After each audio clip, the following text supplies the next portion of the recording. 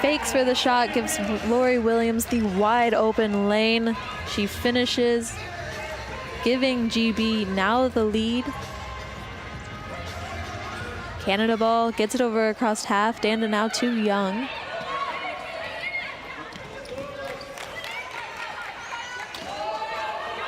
Canada doing a good job with the press break. 10 seconds left on the shot clock. Nice swing from Dandenau to Young. Shot fake, dips it back down to Tamara Steves. Difficult pass, ends up under the chair of Freeman. Shot clock violation. It will be GB ball now, down at the baseline.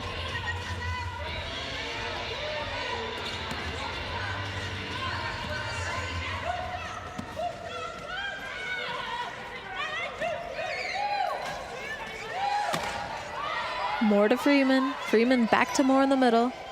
Moore looks for her shot. Just coming up short. Definitely a shot that we can see from her in the future, though.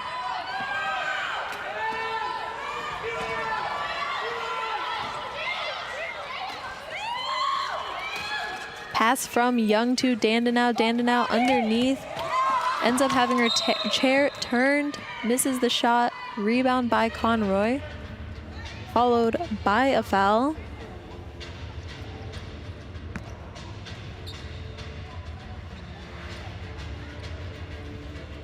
The foul will be on Elodie Tessier.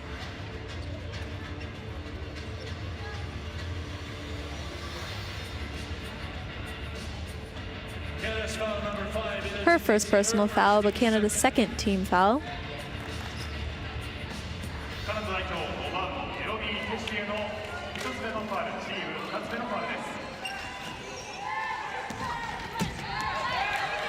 Great defense there by Lay. Williams maintaining possession of the ball and control of the ball, however, very difficult contact. Pops it over to Conroy, and Conroy finishes from outside.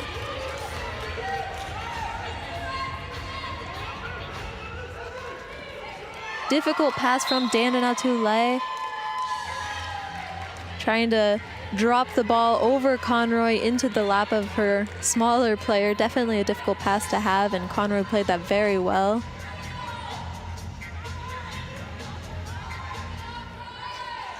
Inbound for GB. Freeman at the three-point line.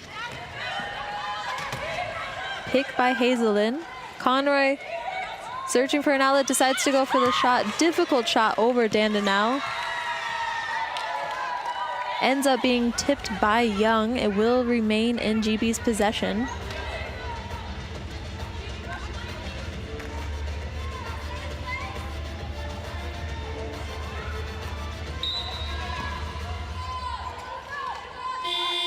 Last second shot by Lori Williams, very difficult. It does not touch rim, so it will be a shot clock violation, resulting in an inbound for Canada.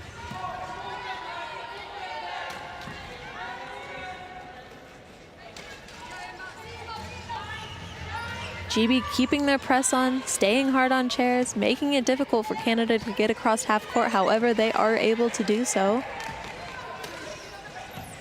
Young to Stevens. Stevens to Dandenau. Dandenau with the post up. Not able to get it to drop in. Amy Conroy drawing another foul. This foul will be on Dandenau. It'll be her first personal foul. Team's third foul. Number 13, Katie Dandenau, first, team's third.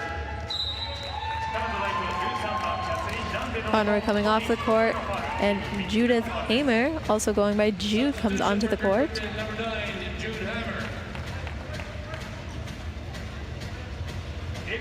This is also her third Paralympic Games. She was in 2020 London, or 2012 London, 2016 Rio, as well as now 2020 Tokyo. And a substitution for Canada, Melanie Houghton coming in. Originating from track and field, then making the switch over to wheelchair basketball.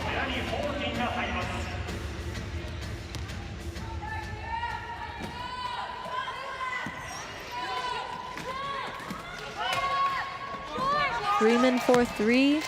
No good. However, Charlotte Moore with the offensive rebound takes it herself. Searches for an outlet. Lots of pressure. Finds Lori Williams. Williams kicks it out to Hamer. 2 seconds on the shot clock, and it drops in for Hamer.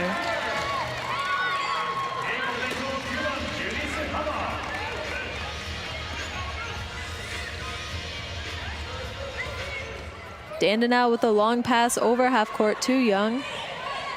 Now bringing full speed down to the left side baseline. Young passing the ball up to Tessier. Tessier to Dandenau.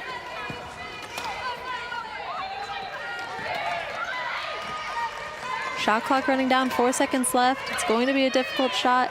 Dandenau finds Tessier. Difficult finish, just pops back out.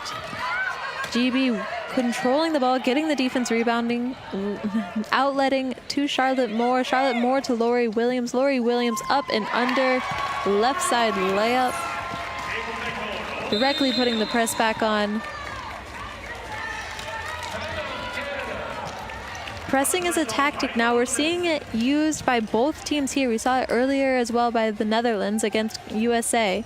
Pressing is a tactic that teams can use not only to give themselves energy and really start getting pushing and just really get them fired up themselves, but also it can cause chaos and confusion and turnovers by the other team just because the amount of contact and the amount of pressure and sometimes hecticness that can be happening. And you can see right now GB is really well controlled in their press. Canada is doing a good job with the press break. They have a couple of little flusters here and there. As well, though, that GB is doing a very good job breaking Canada's press. And one of the disadvantages to pressing, as you can see, is it is a lot of pushing. That is incredibly tiring. And if these teams are going to be out there for 40 minutes a game, you know these athletes are the best trained athletes that could possibly be here right now. So they're definitely capable of doing it, but it is exhausting, and they do have many more games to go left in this tournament.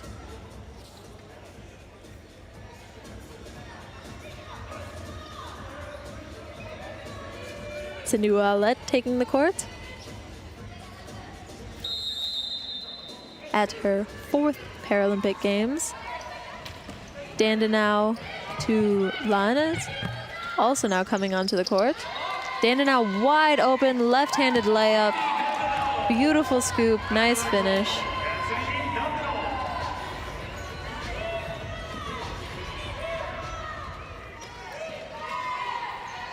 Williams finding contact there from Houghton. Little bit of a miscommunicated pass there to Hamer. Canada ending up recovering the ball. Traffic near center court, however, outlet coming away. Lanes coming in a little too strong off the backboard. Dandenau trying to get the offensive rebound, a little out of control with her chair. Scramble for the ball. Dandenau ends up picking it up.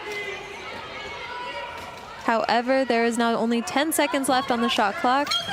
Goes for a 3. Hard contact there on the Lund, up on the shot. She will be sent to the free throw line for 2 shots. Foul will be on Hazelden.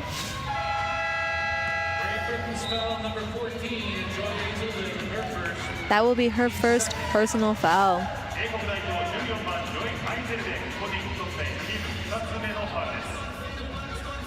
Sophie Carrigill now coming onto the court.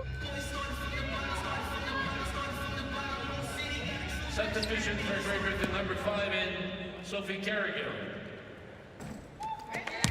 First free throw is no good for Lalonde.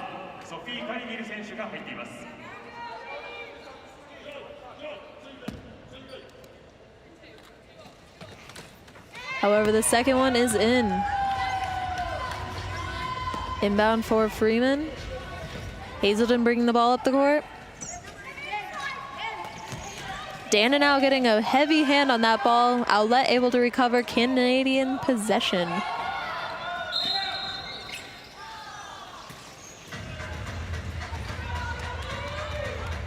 Now in wheelchair basketball, it is common that players could possibly fall over. There's no reason to panic, and the reason the game was stopped at this point was because it was determined by the referee that the player was in danger of the play.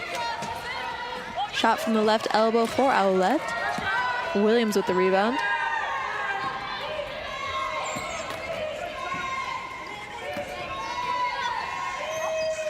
Hazelden as an outlet. Carrigill setting the screen. Hazelden baseline shot just short off the rim. Dandenau with the long pass to Lalonde. Lalonde with the fast break. Is she able to pull it off?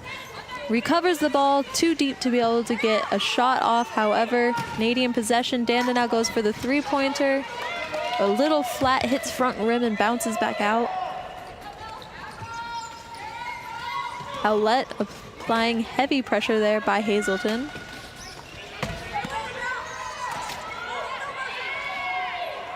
Long pass from Williams to Freeman, doesn't quite make it there.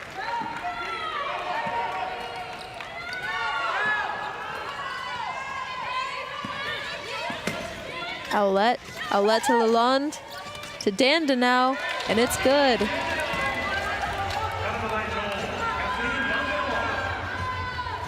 Dandenau now with 6 points for the game.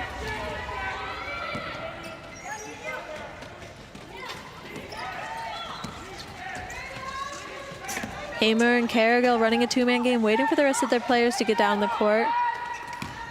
Bit of an off pass, was meant for Williams, ends up with Freeman, kicks it to Hazelton in the middle, back to Hamer. Difficult mismatch shot over Owlette. Dandenau with the rebound. 3 seconds left in the first quarter. Long three-point shot. Looked good from my perspective, however, just a little far right and a little too short. And that will be a 14-11 start to this game. End of the first quarter, GB versus Canada. GB currently in the lead by 3.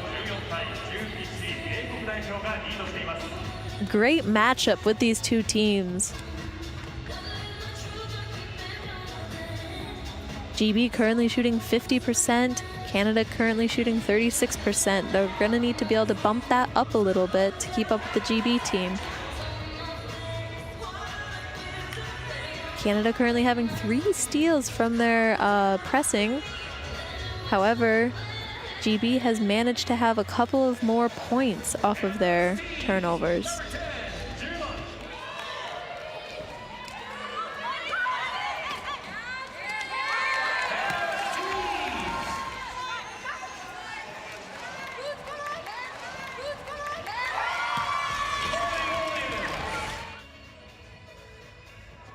In wheelchair basketball, we have something called a pick, and when a player sets a pick, it means that they block an opposing opponent player for one of their own teammates to have either, I don't know, a better shot or a better angle towards the basket, or even to be able to roll, make the defense have to make a decision, and then they can roll to the basket for their own layup, for instance. And as we can see here in the press break, both teams are doing a great job at setting picks for their own teammates, which is creating a lot of these wide open layups that we're seeing.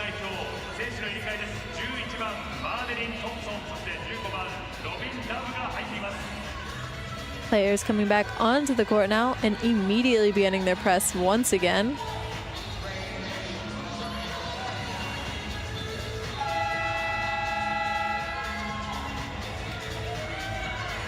Canada inbound at half court.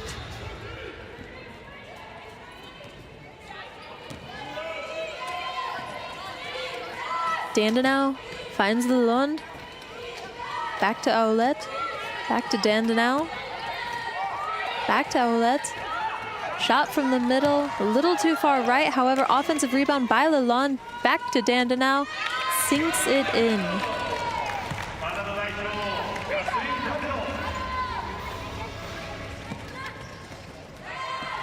Nice control by Sophie Carrigal. Good strong hold on the ball while Dandenau came in with a lot of power. However, Amy Conroy a little too much power on the shot. Dandenau coming away with the defensive rebound.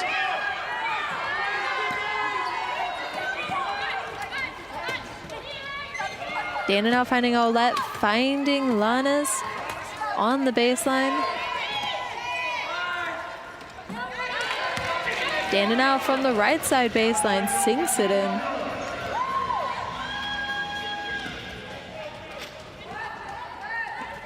We now have assistant coach as well, Madeline Thompson, on the court. Charlotte Moore recovers the ball. That will be a foul called on Lalonde.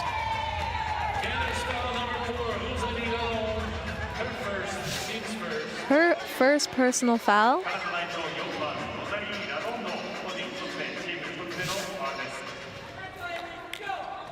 GB inbound. Thompson with the ball, searching for an outlet. Passes to Conroy. Conroy's out of the key, has 1 second left on the shot clock, gets the shot off and sinks it in. I don't think that's her ideal shot, but she'll take that.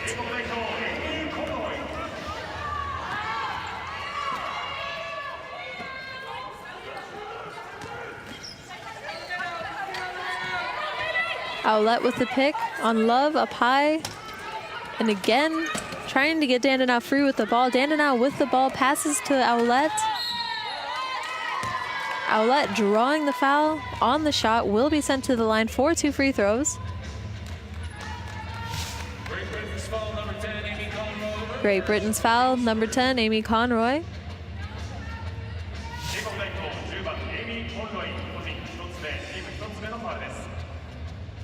That will be her first personal foul.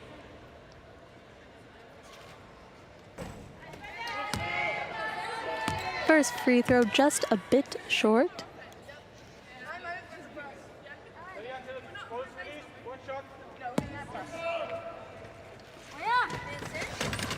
Second one ends up rolling in.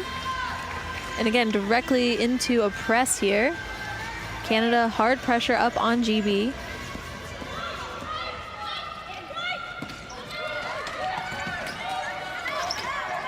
GB right now with a numerical advantage. However, all Canadian players have recovered in, and Thompson makes the finish anyways. Great finish by Thompson, incredibly difficult, deep underneath of the basket. Lalonde with the 3. Looked good, ended up being a little too hard off the rim, out of bounds. GB ball.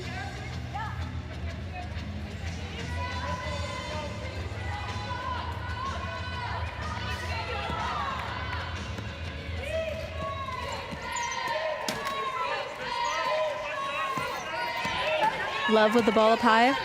Passes to Carrigo, or to Moore, sorry. Moore with the shot from the 45. Love with the rebound. A little too short. Gets her own rebound. A little too strong on the second one. Unfortunate. Smiling because she knows she can make that one anyways. Hard pass to Lalonde. Lots of pressure. Ends up hesitating. Hits it off the bottom of the backboard. Kind of tips off the front of the rim. GB recovers. 3-on-2 possession. Finds Thompson in the baseline, covered down low. Very difficult shot with Dandenau behind her. Dandenau again with the long pass, back to Lalonde. This time she finishes.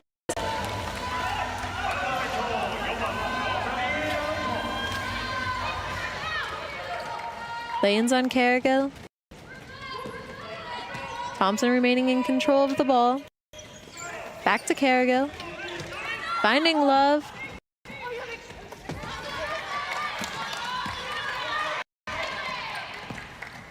Again from the safe position, but nothing to be discouraged about because she knows she can make that. Finding Lalonde in the paint. Dips it over to Houghton, a little too strong off the backboard. Carrigo with the rebound. Outlet pass to Love.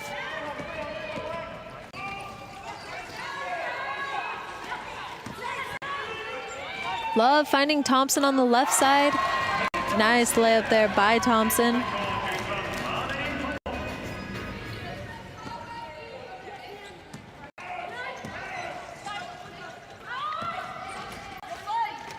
Dandenau, 4-3, ends up being short. Difficult shot as she got contact on the release of her shot, and sometimes that can take a little bit of power from the core strength. And obviously, since in wheelchair basketball there is no jumping from your legs, the core power is incredibly important, especially for long distance shots.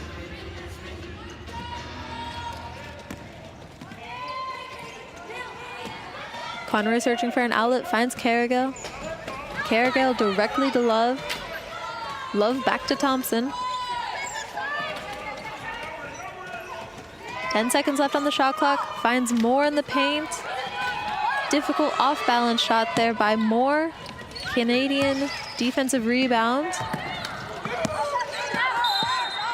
Great hustle by Sophie Cargill. However, she does go out of bounds. Canada will receive the ball back down on the baseline.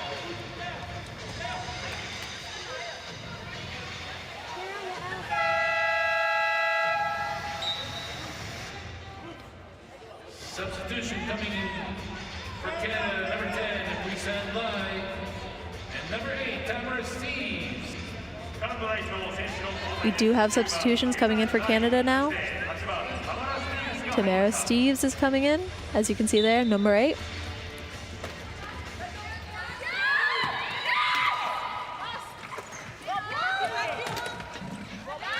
As well as Lai, number 10. Another 2 points for Dandenau there. 20-20 with a little less than 5 minutes to go in the second quarter. Tied game, GB versus Canada. Finding Love, and there she goes. 2 points for Robin Love.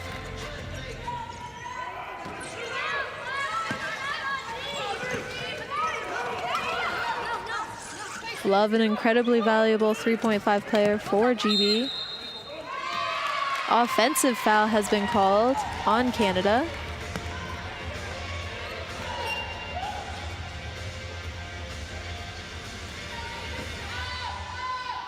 Canada's foul number 8, Tamara Steves, her second. Foul on number 8, Tamara Steves. Her second personal foul.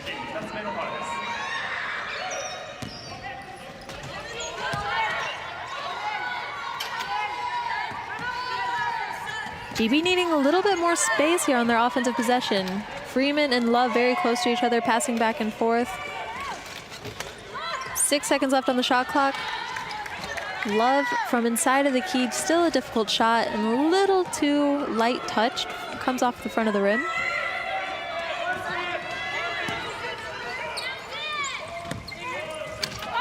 Owlette went for the shot fake, went for the pass fake, ended up making a late decision, tried to kick the ball over to the left. However, Dandenau just a little bit too high. Ball ends up going out of bounds.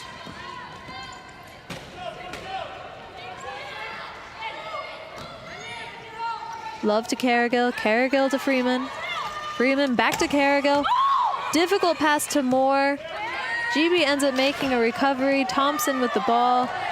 6 seconds left on the shot clock. Back to Cargill. Dips it over to Freeman for the 45-degree shot. Ends up just a bit too short.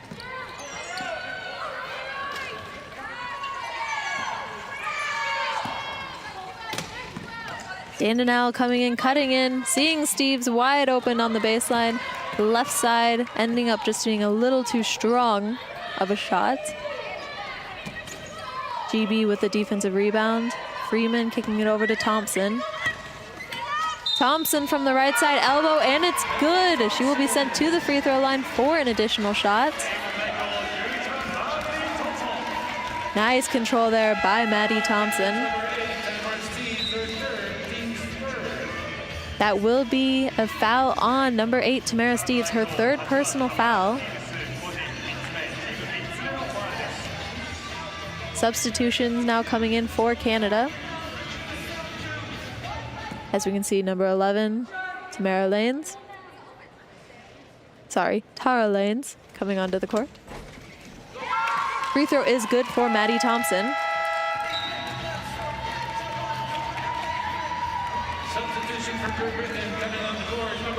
Substitution coming on the court for Great Britain now as well. Cargill and Thompson coming off. Joy Hazelden and Lori Williams coming on.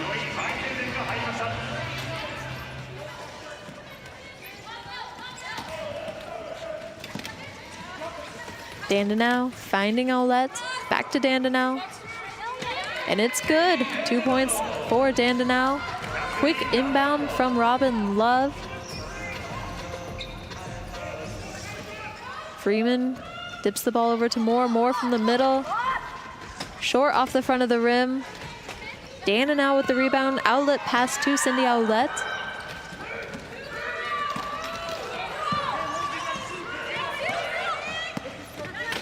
Owlette going for the shot herself with her own offensive rebound. Puts up a left-handed scoop, and it is good. Great control there by veteran Cindy Owlette. A true leader and energy giver to this team. Has lots of experience in the wheelchair basketball game. Timeout has been called by GB. I think mostly just to give their players a breath, because pressing the entire time, like both teams are currently doing, takes a lot out of you.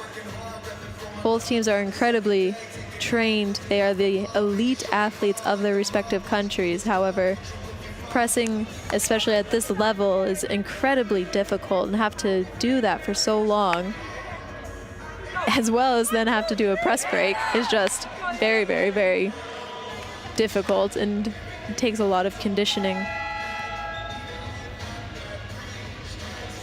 Nothing these athletes can't handle, though.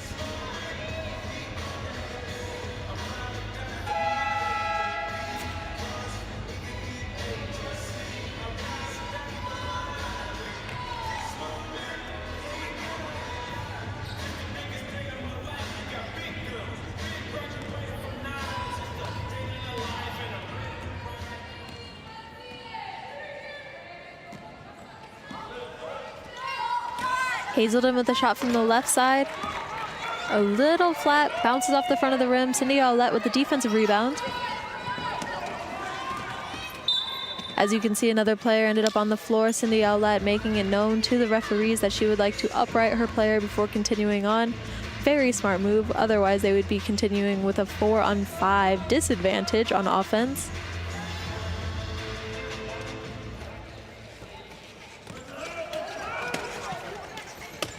Pass from Dandenau to Owlette, back to Lalonde.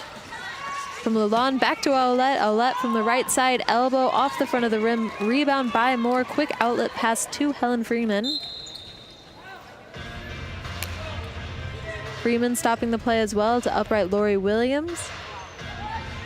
The play will only be stopped for a player to get up if the player is either in the way of the court, or if there was a foul while the player was falling and they were also in the way of the play. Moore behind the screen, goes for the baseline shot and sinks it in.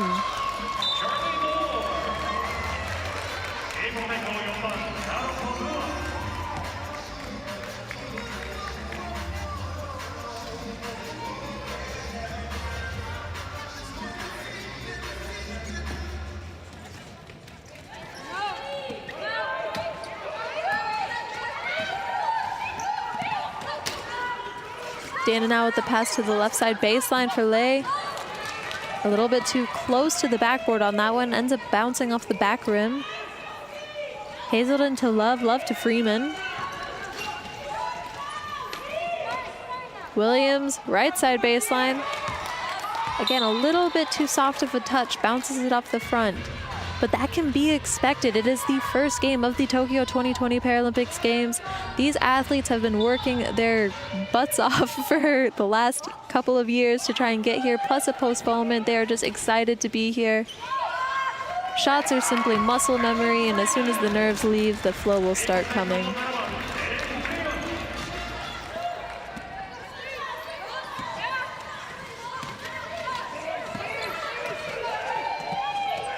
Dandenau searching for an outlet, finds Lalonde on the right side.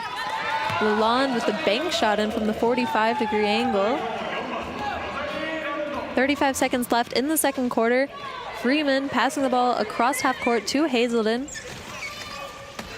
Hazelden finding Freeman again, just below the free throw line, bounces out. Owlette with the rebound.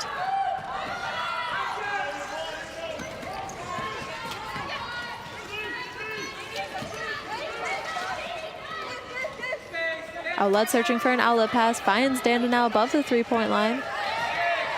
Lalonde trying to set the pick, however, good defensive help by GB. Difficult layup there by Lai. Rebound by Love, and that is going to send us into halftime. GB versus Canada. 29-26, currently a 3-point lead for Great Britain. This is the first game of the women's wheelchair basketball Group A.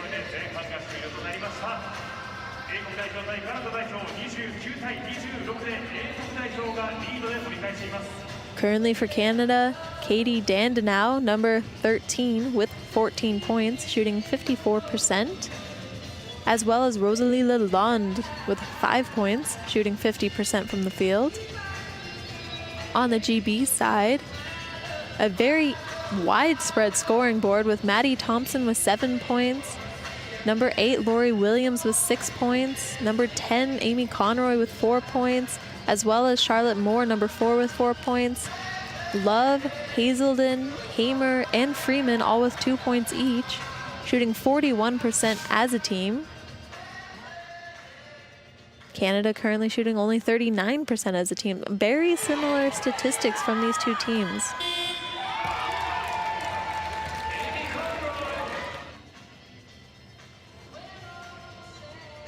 And now, for those of you that are joining us in wheelchair basketball for the first time, you may be wondering, why is it that some players are sitting higher than other players? And why is it that the coach does not just put on all of his tallest players onto the court?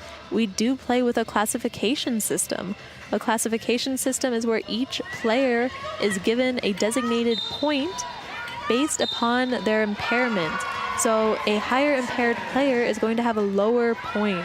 The lowest being a 1.0 player, like Charlotte Moore, who we just saw there. She is a 1.0 player. She has one of the highest level of impairments in the sport. The lower impairments then have more points, with the minimal impairments having 4.5 points. And all 5 players on the court cannot go more than 14 points, or else a technical foul will be given. And here you can see the game statistics, 29-26 for Great Britain. Very similar from both teams, however, Canada capitalizing a little bit more on points from turnovers. Shooting 39% from the field, however, GB shooting 41%, slightly better. GB having 3 more offensive possessions than Canada, giving them a little bit more of advantage there, and obviously we can see that with a 3-point lead.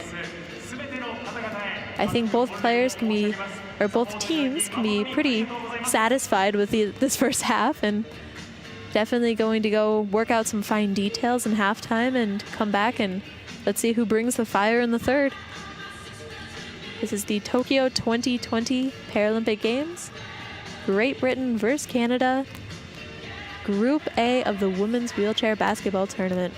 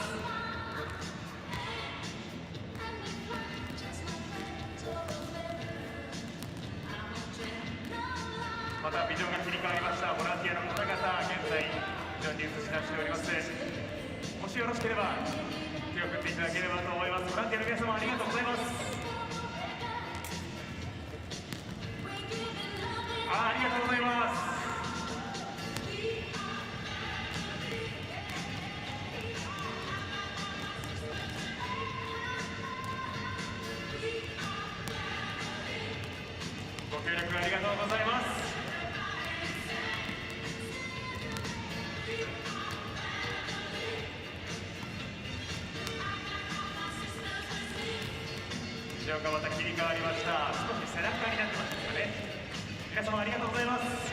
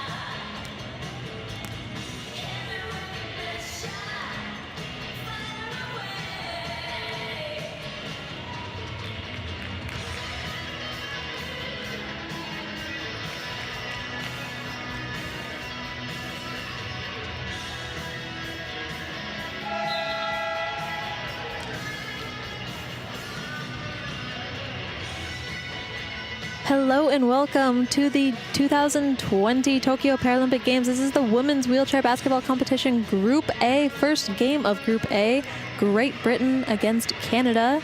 We are about to go into the second half of two very equally matched teams. In the second quarter, both teams actually scoring 15 points each. However, in the first quarter, GB did come away 14-11, so that is where the 3-point lead is coming from. Some top scorers currently for Canada is Katie Dandenau with 14 points. And then after that, we have Rosalie Lalonde with 5 points. And for GB, very spread out scoring board. We currently have Maddie Thompson with 7, Lori Williams with 6, Charlotte Moore and Amy Conroy both with 4 points each, and then Love, Hazelton, Hamer, and Freeman all with 2. GB currently shooting 41% from the field, 14 of 34, while Canada is coming in at 39%, 12 of 31. So GB just having 3 more offensive possessions as the Canadian team. Both teams have been pressing also this entire time in the first quarter and the second quarter. Very physical, lots of chair contact. Let's see who comes out with the energy in the third. Canada starting right away with a teacup style defense, it looks like.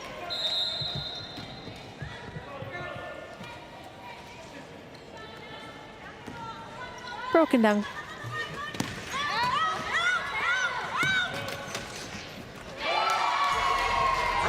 Broken down quickly by GB. GB coming away with a quick 2 points there.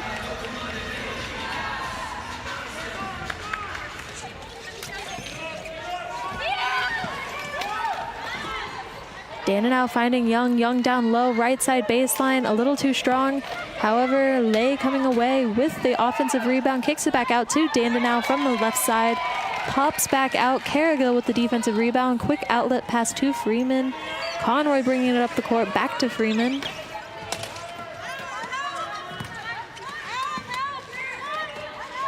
Freeman fakes to the right, swings it to the middle. Moore for the long distance shot, and it is good. That's going to be 6 points for Moore.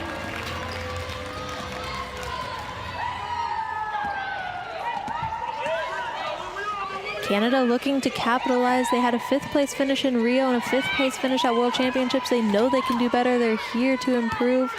And GB looking to finally bring home the first Paralympic gold medal in their women's wheelchair basketball program history. Finished silver in the 2018 World Championships as well as silver at the European Championships in 2019. Cargill to Conroy. Conroy, beautiful arc, however, just a little short. She's now being backpicked. This can be a good tactic that teams use to have a numerical advantage coming down the court onto offense. Conroy, however, able to recover before Canada's able to get a shot off. Difficult shot by Dandenau from the left baseline, heavily defended by Love, however, falls over backwards, draws the foul. The foul will be on Robin Love. Her first personal foul. Dandenau being sent to the free throw line for 2 shots.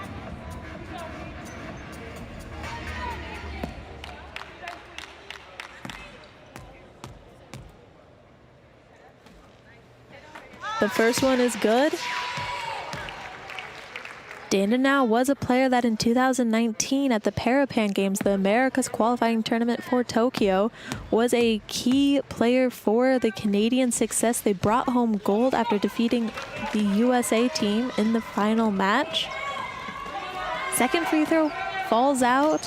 However, Dandenau quick to recover, back onto defense. Love bringing the ball up, swings it to Cargill, over to Conroy. Aaron Young able to get a hand on the ball. It was meant to be dipped down there for Moore. However, difficult pass over a taller player to a lower classification player. Finding Lay down low. Just a little too short. ends up spinning off the rim. Cargill with the rebound. Outlet pass to Freeman. Freeman to Love.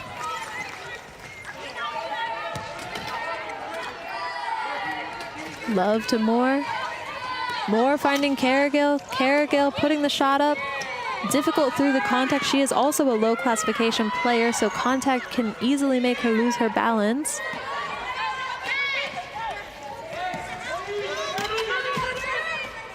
Ten seconds left on the shot clock. Dandenau lining up, takes the shot, and it goes in.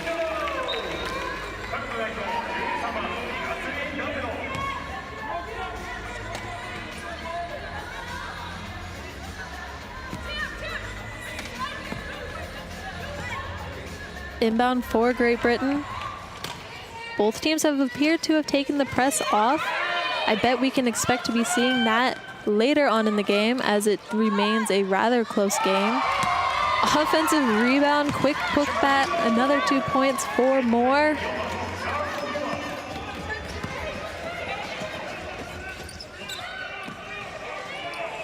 Aaron Young bringing the ball up the court. Elodie Tessier opening up the path for Young. However, shot doesn't fall in. Kicks it back out to Dandenau. Dandenau takes the shot, draws the foul, gets the 2 points, and will be sent to the free throw line for another shot. That is Amy Conroy's second personal foul, team's second foul. Katie Dandenau now with 19 points, shooting 53% from the field, 9 of 7. Free throw is not able to go in. Freeman with the rebound, kicks it out to Conroy, kicks it back to Freeman. Freeman and Love trying to run the pick and roll, however, good help defense by the Canadians. Quick ball rotations by GB, 3 seconds left on the shot clock. Quick shot by Conroy, however, too strong, goes over the basket. Tamara Steves with the rebound. However, her strap is broken. She's trying to get the attention of the referees. She got the attention of her coach. Tessier with the right-handed scoop layup. Nice finish inbound for GB.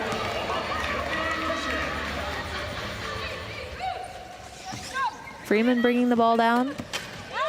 Shows for the three. Passes to Love in the key. Love just a bit short off the front of the rim. Back out to Conroy.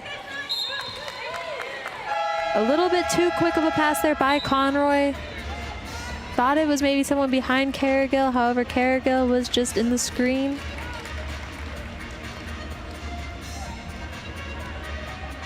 Substitutions coming in for GB. Joy Hazelton and Lori Williams coming back onto the court.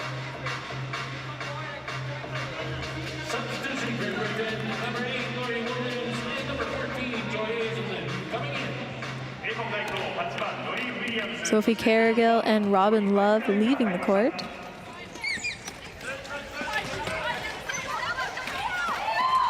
Aaron Young for three. Katie Dandenau coming away with the offensive rebound. Foul is drawed. She missed the shot, so she will get 2 free throw attempts now. Foul is on number 8 of Great Britain, Lori Williams. It is her first personal foul. First free throw is good.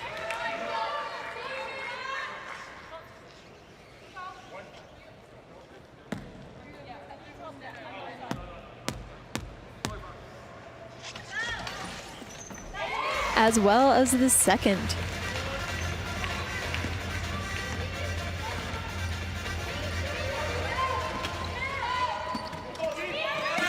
Helen Freeman coming down, driving to the free throw line, collapsing the defense up towards her, allows Charlotte Moore to be open down on the right side baseline, however missed the shot. Amy Conroy with the offensive rebound, missed that shot.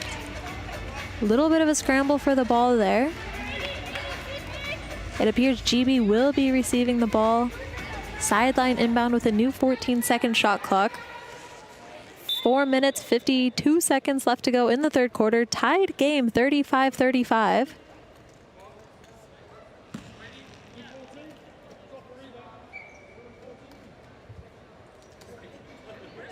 it appears that the ball is maybe a little bit wet. That can possibly happen as the players are a bit sweaty.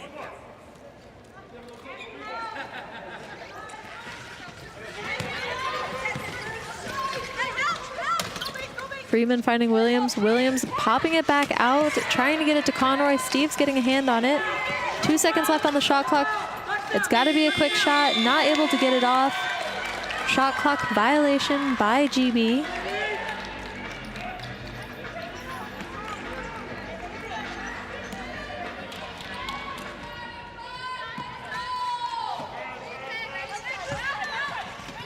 Dana now bringing the ball down the court to the right side, swings it over to Young on the left, dips it down to Steve. Freeman able to get a hand on the ball. It will remain Canadian ball, inbound baseline.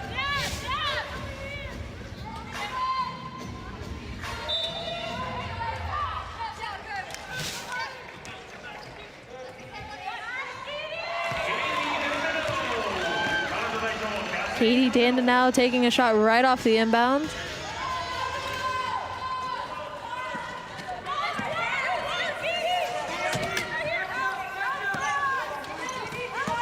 Freeman on the left. Tries to swing the ball to the middle. There she goes. Hazelden in the middle finds Williams on the roll. Williams just coming up short on her shot. Erin Young able to break away. Finishes the layup. Great read there. Great quick outlet pass by Danda now to Young as she makes her way down the court. Canada now in the lead, 39-35 for the Canadian team. Timeout has been taken by Great Britain. It appears that their intensity has dropped just a little bit more miscommunication and mistakes are happening. That can be expected. It is the first game of the Tokyo 2020 Paralympics. They have been pressing for an entire 20 minutes. It's normal to be a little bit tired. However, at the Paralympics, this is the absolute elite. This is when mistakes cannot happen. Small mistakes are what lead to close games and also close losses. So taking a deep breath, just going over the basics that they need to remember in their heads right now at this moment. Good timeout called for Great Britain. Canada also able to regather, regroup a little bit, take a deep breath.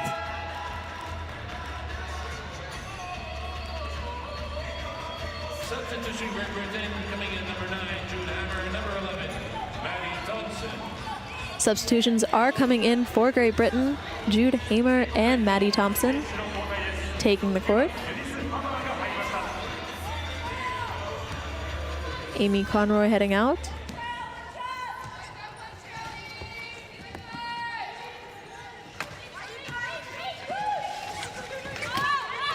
Freeman to Love. Love buried under the basket. Difficult shot, hard angle. Ends up more of a pass up high to Young. Young recovering the ball.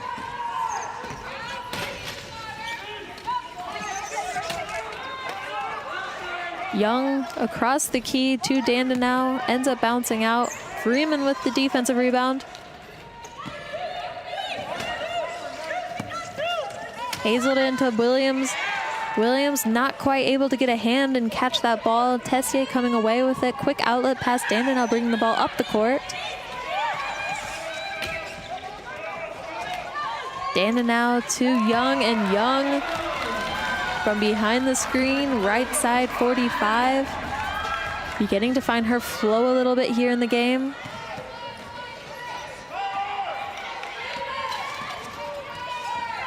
Nice breakthrough by Lori Williams. Left-handed scoop was the attempt. It did not go in. A player is down on the court, so they will be uprighted. The play has been stopped as it would be in the direction of the fallen player, putting the player in danger. Something the Canadian defense did just try to do was create a wall-type defense, so not a hard press, but a solid line with all 5 players that slows down the momentum of GB as they come down the court. Lay coming in on the right side for the layup, and it is good. First 2 points for Lay.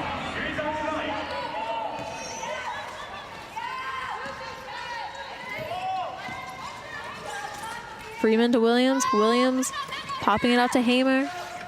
Hamer with a difficult contested shot, just ends up short. However, Hazelden recovering the ball left baseline, 3 seconds left on the shot clock, ends up as a turnover, Canada's possession.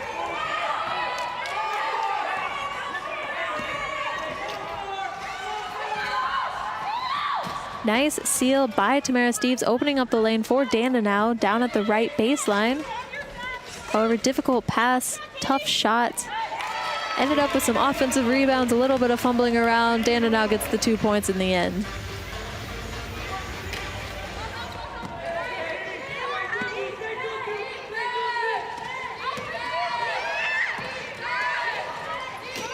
Hazelden with the ball up high, looking for an outlet pass, finds Freeman on the left side. Freeman with a quick release shot, ends up popping out.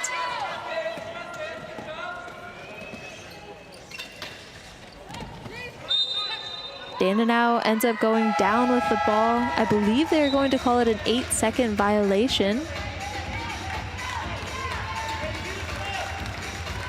Teams are only allowed 8 seconds to get the ball over half court during their offensive possession. Maddie Thompson coming back onto the court and immediately coming back down. Bit of a tough contact there by Dandenau. However, completely clean, no foul.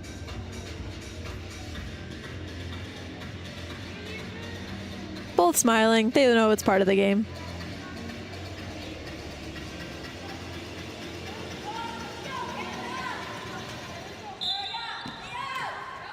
Inbound for GB, Lori Williams there on the sideline.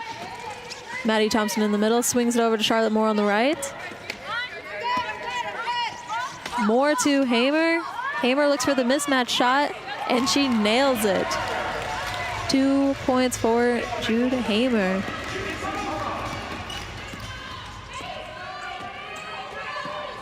Aaron Young bringing the ball up the court, picking up the tempo a little bit with only 45 seconds left in the third quarter. Long pass to Tessier on the left side. 8 seconds left on the shot clock. Finds Steeves, ends up as an offensive foul, I believe called on Dandenau. This shot will be no good.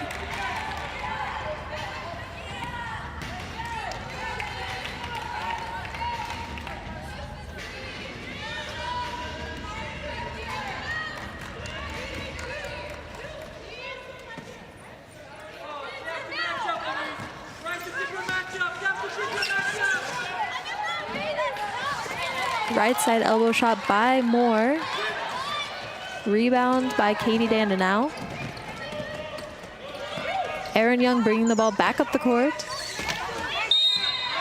Another offensive foul on Dandenau. That is 2 in a row. She's going to need to make sure she reads the referees a little bit and realize that that's what they're watching for now. Make an adjustment and come in a little more with control.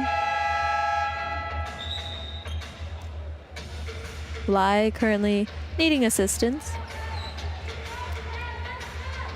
In wheelchair basketball, when a player falls over, if they are not able to upright themselves, they can either use the assistance of a teammate on the court, or a coach or staff member are allowed to enter the court once allowed by the referees to help upright them.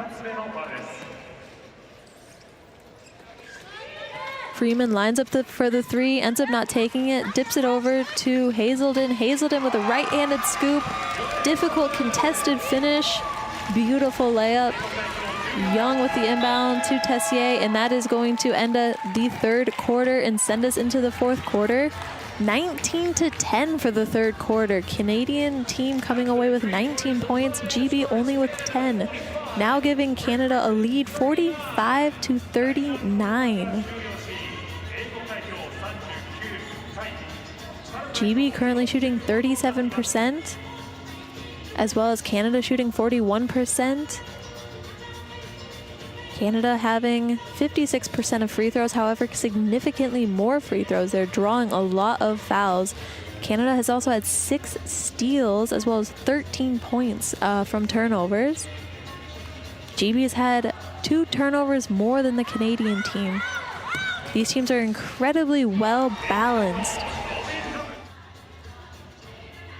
And it is still at this point anybody's game. 10 more minutes is a long time to go in basketball, and anything can happen. Katie Dandenau currently with 25 points for Canada, shooting 11 of 21. However, she does have 3 personal fouls.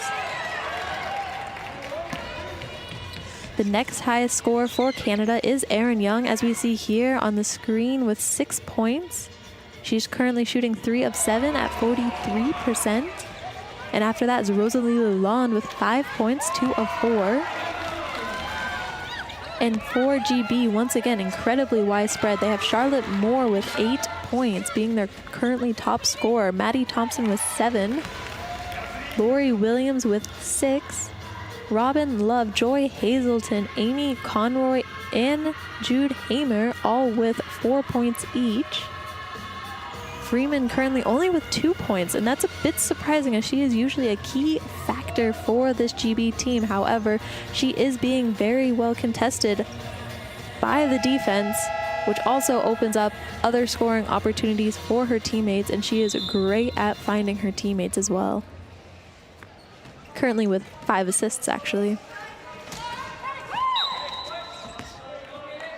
Quick pass from Young to Dandenau. Dandenau drawing a foul right away. Not a shot attempt, it will be an inbound.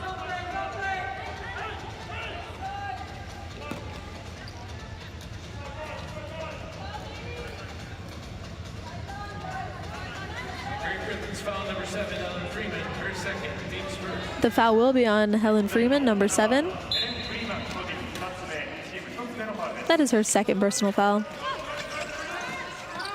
Dandenau to Young in the middle. Laya trying to hustle and get that ball, however, bounces out of bounds. It will be GB ball, inbound sideline. Thompson to Williams.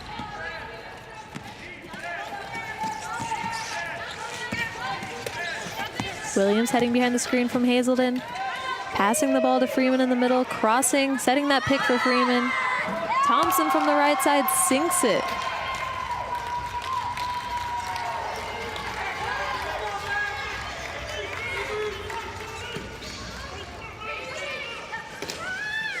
Lalonde with a long pass to Dandenau over half court. GB now applying that full court pressure again.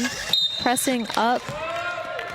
That will be a foul on Thompson, sending Young to the free throw line for 2 free throws. Great Britain's foul number 11, Maddie Thompson, her first, team second.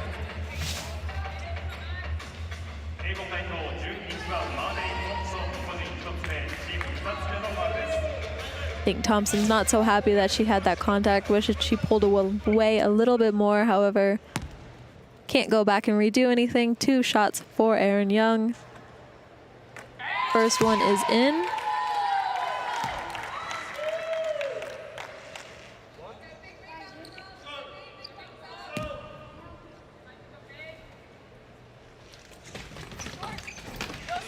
Second one pops out, however, Dandenau with the offensive rebound. Quick putback, ends up being a little to the left. Looked like it could have been some contact, however, no foul was called.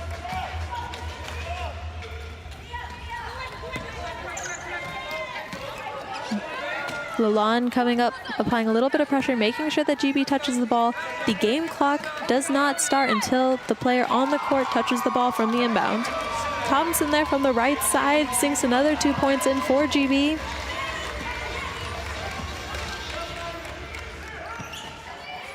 Dandenau slowing down the speed a little bit, staying in control. Swings the ball to Juice, a little bit of miscommunication. I don't think Erin Young was quite ready for it. Long baseline shot, sinks it. Another 2 points for Katie Dandenau.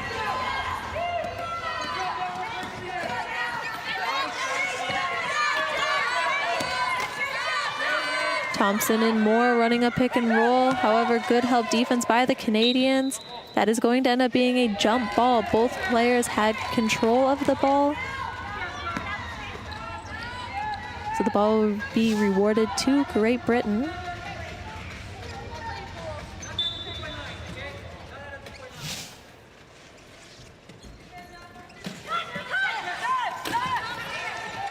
Hazelden looking for an outlet, swings it to Williams. Williams behind the screen. Shot just a little short. Dandenau with the defensive rebound. Dandenau to Young. Canada needing maybe a little bit more spacing there. However, Lalonde setting a great seal, opening up the way for Young to come in and have that right side layup. Nice finish by Young. Great control.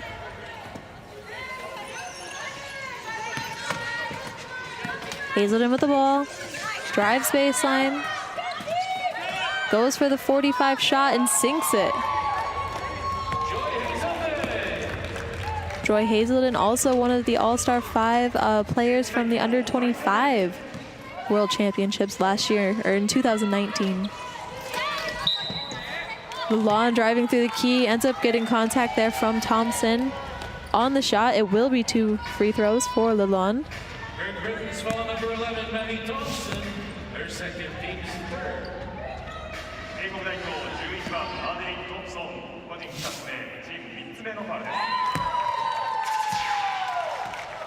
That is Maddie Thompson's second personal foul.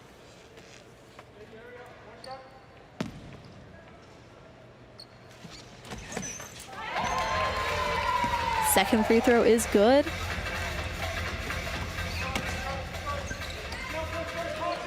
As well as the first.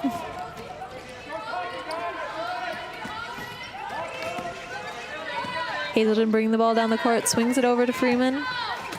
Freeman back to Hazelden, over to Thompson on the left side. Thompson looked like she tried to bank it in, ended up just going off back rim. Freeman finds Williams there on the right side. Nice little layup there for Williams. Dandenau to Young on the inbound. Young with the long pass over half court to Lalonde. Heavy pressure by Hazelden on Lalonde. Lalonde looking for an outlet, ends up with a behind the head pass to Dandenau. Dandenau finding Young, however, Hazelden getting a hand on the pass. Pass needed to be just a little bit higher. There will be 9 seconds left on the shot clock for Canada.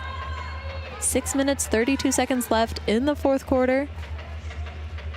Currently, GB leading this quarter 8-7. Lalonde going for a mismatch shot and makes it over Joy Hazelden. Not a big mismatch, however, a slight one, and she's able to capitalize on that.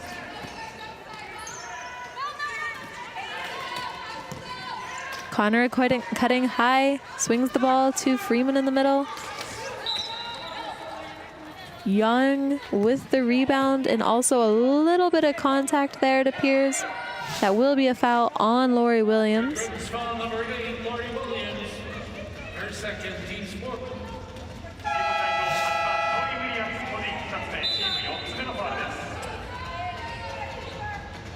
Substitution coming in, number 4. That is the team's 4th foul for the quarter. That means that if GB fouls one more time and every foul after that, Canada will then be rewarded with free throw shots.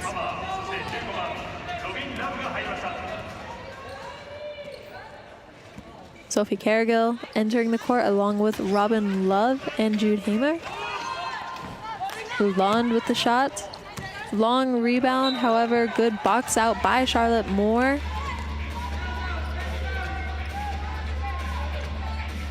GB now trying to take advantage of a numerical situation, so they're holding back one Canadian player with 2 players.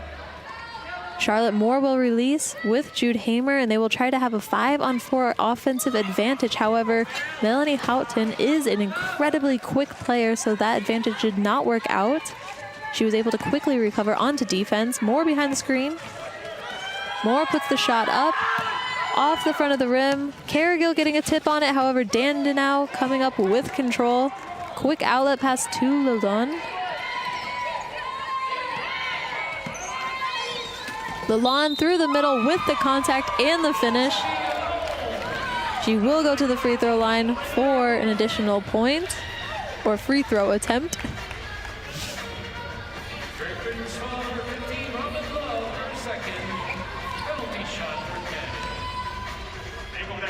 Strong finish there by Lalonde. Through the contact, falling over. Great control. And the free throw is good.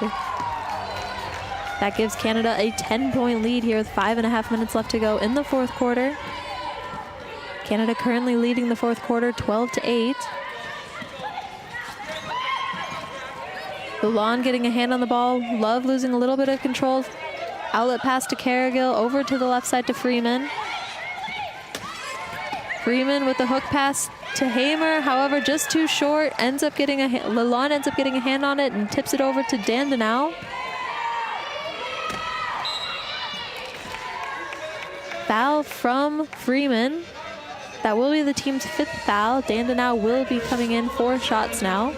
She will receive 2 free throws. However, GB will receive the ball after.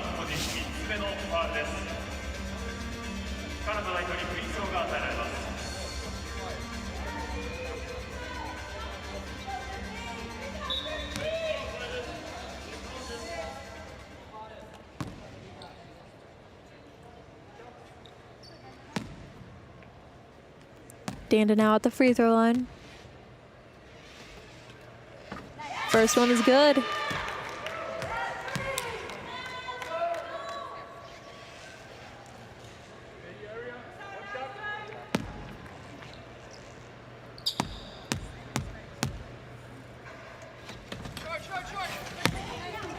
Second one was short and she knew it when it left her hand. She started saying short, short, short. However, if it doesn't hit rim, they do not have the opportunity to try and get an offensive rebound, so it will be GB ball at the baseline.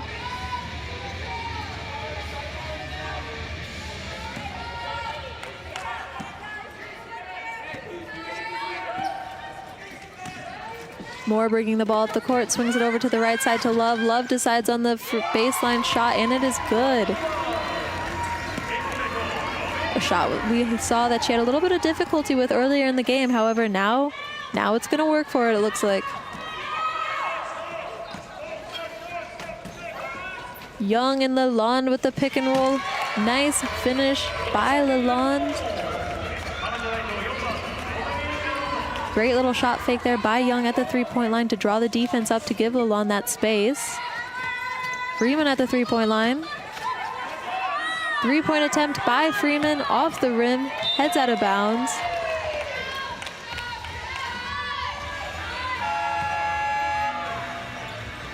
Canada currently leading 60-49 with 4 minutes and 12 seconds left.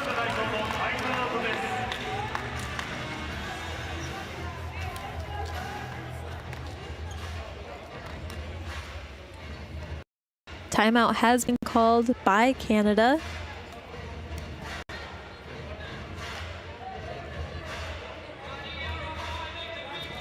Good timeout though, because obviously GB will be trying to create some fouls and send Canada to the line. It's good to have Canada ready to expect the press to come back and to be ready to shoot some free throws.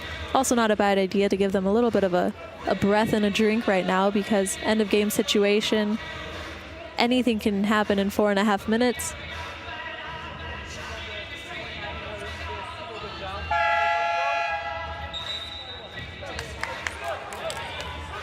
GB, I'm expecting to come out with a hard contact press, trying to force the ball into the lower classification players' hands, or the players who they deem as maybe not the most accurate free throw shooters.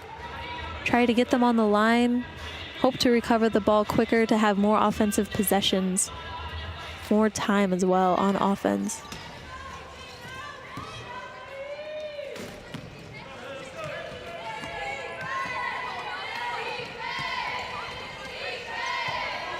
Aaron Young coming down on the right side.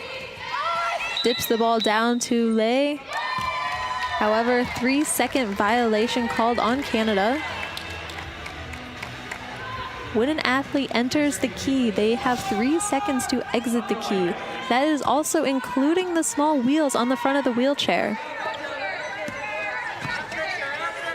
Love on the right side of the court, swings the ball up to Hamer. Hamer with the shot, ends up short, however, draws the foul from Lalonde. Hamer will be sent to the free throw line for 2 free throws.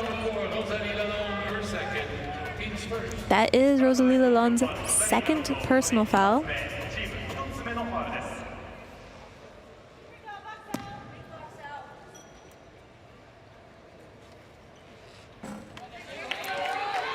First free throw just off the back of the rim.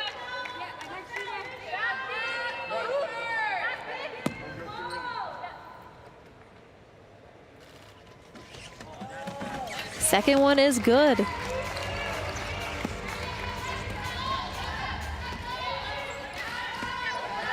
Ten-point game, 60-50 for Canada.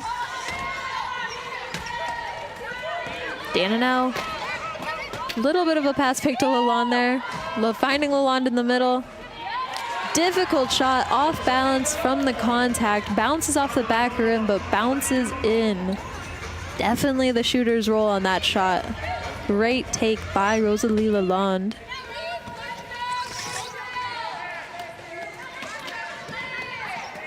Love passing to Hamer. Following the steal from Moore. Wonderful steal from Moore. Creating so much space down on the right side there by Love. She's obviously a little bit frustrated with herself.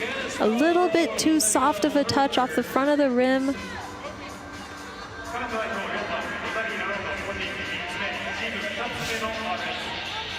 However, a foul was called.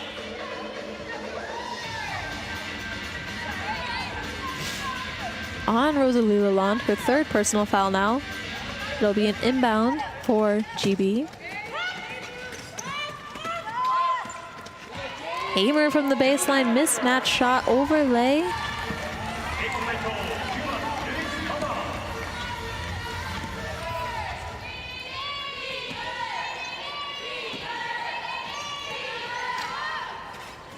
Dananau from long, about half a meter above the three-point line, however, sinks the three-pointer. Bumping up the gap to 13 now, 65-52 for Canada.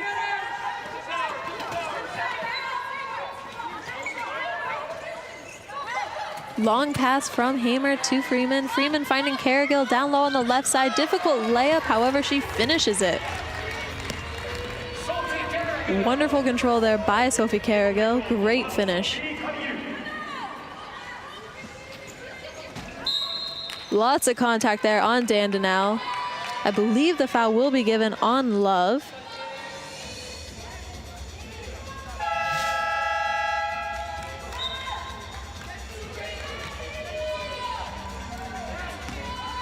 Substitution number 11 coming in, Maddie Thompson.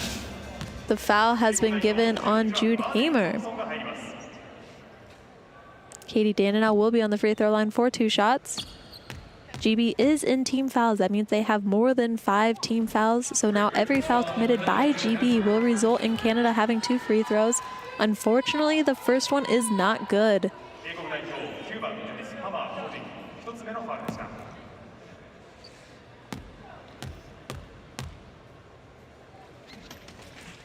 However, the second one gets sunk in. Dananau currently now with 32 points. 13 of 24 from the 2 points. 5 of 9 from the free throw line. 1 of 3 from 3 points. Top scorer. Another quick foul there by GB.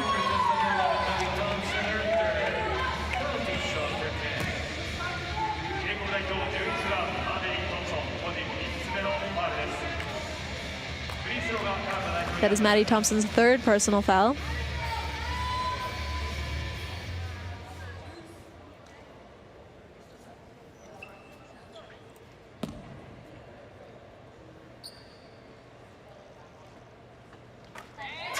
The first free throw for Erin Young is good.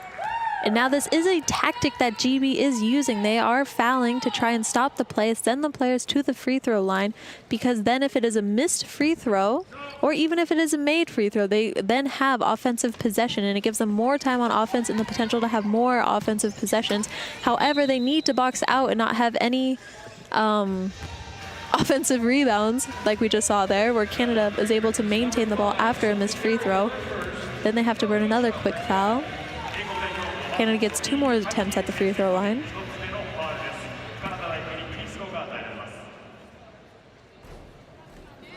First one is good for Lalonde.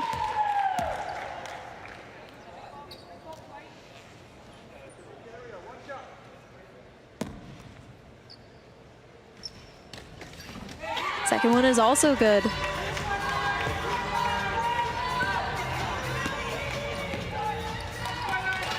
A little less than 2 minutes to go in the fourth quarter.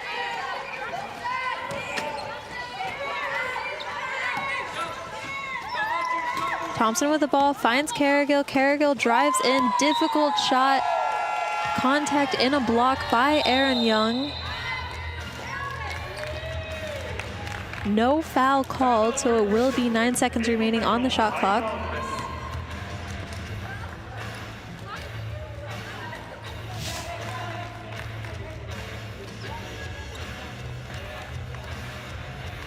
Timeout taken by Great Britain.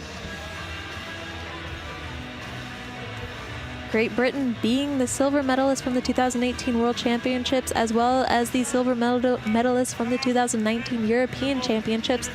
Both finals against the Netherlands, who is a favorite coming into this tournament, just beat the USA in the previous game before this by 10 points. Looking to bring home the first Paralympic medal in their program history. However, currently trailing behind Canada in the first game of this tournament in the Tokyo 2020 Paralympic Games. A strong Canadian team coming in right now, looking to improve off of their 5th place finish at the 2018 World Championships. However, they are coming in as the gold medalist from the 2019 Parapan Games, where they won against the USA in the final, qualifying to be here at the Tokyo 2020 Paralympic Games.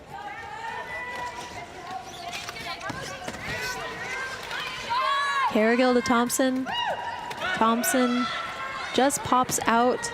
Young with the fast break. Thompson coming in quick. Keeps the contact away. Young is able to make the finish unfazed and unhesitated.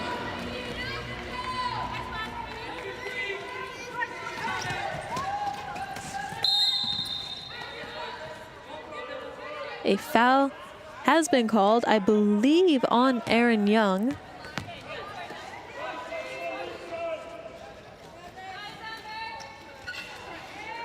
That will be her second personal foul.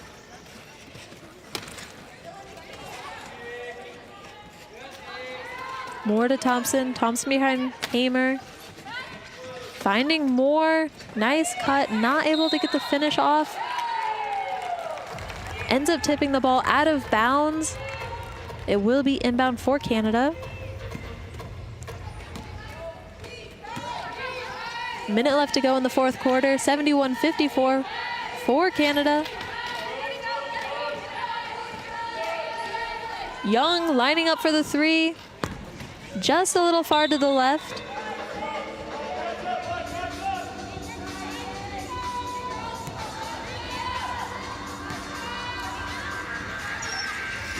Young currently with 12 points, shooting 5 of 11, 45%. 2 of 4 from the free throw line.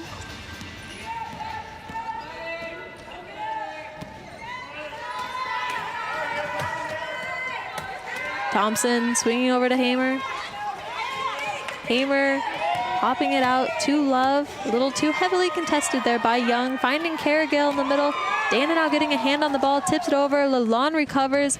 Young heads up for the fast break. However, Thompson uses her speed, catches up to Young. Young pulls away, avoids the contact, swings over to the right side, power side with Danda now, but they find Rosalie Lalonde on the left. Nice layup by Rosalie Lalonde. 17 seconds left to go in the fourth quarter. 73-54 for Canada. GB will have the final possession. 5 seconds left. Love lining up for the baseline shot. Just rolling off the front of the rim. And that will be the end of the game here for the first game of Group A. Canada against Great Britain. Canada coming away with a 73-54 point win. Great work by both teams, especially in the first half with all of the pressing equally matched the entire way. Unfortunately, in the third quarter, Canada ended up 19-10, 9 points above. In the fourth quarter, 28-15. Canada came away just a little bit stronger in the second half, coming away with the win against a strong GB team. And That is absolutely okay because this is just round robin play. So these teams are playing every team within their respective groups before heading over to the crossovers, and I guarantee this will not be the last that we see of either one of these two teams.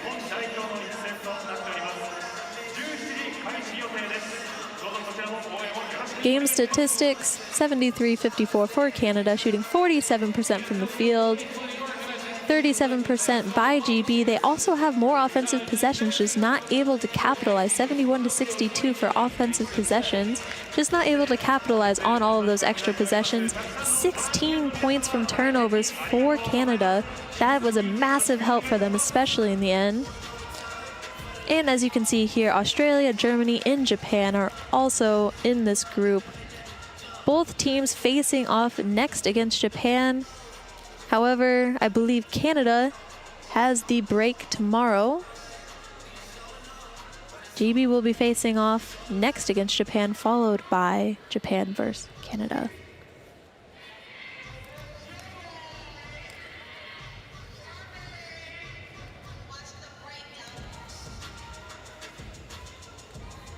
Katie Dandenau, 32 points, shooting 54%.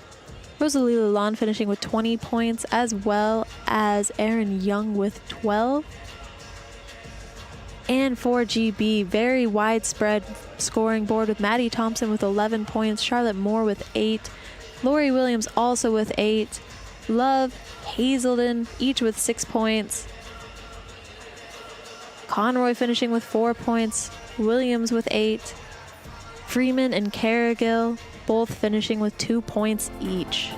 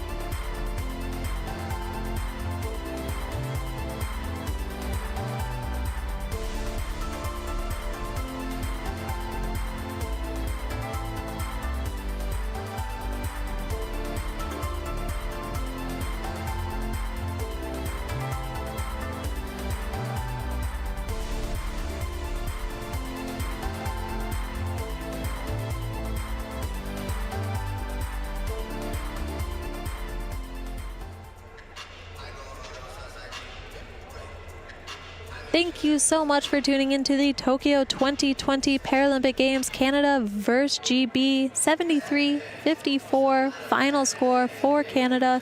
Great performance by both teams. Strong finish by Canada.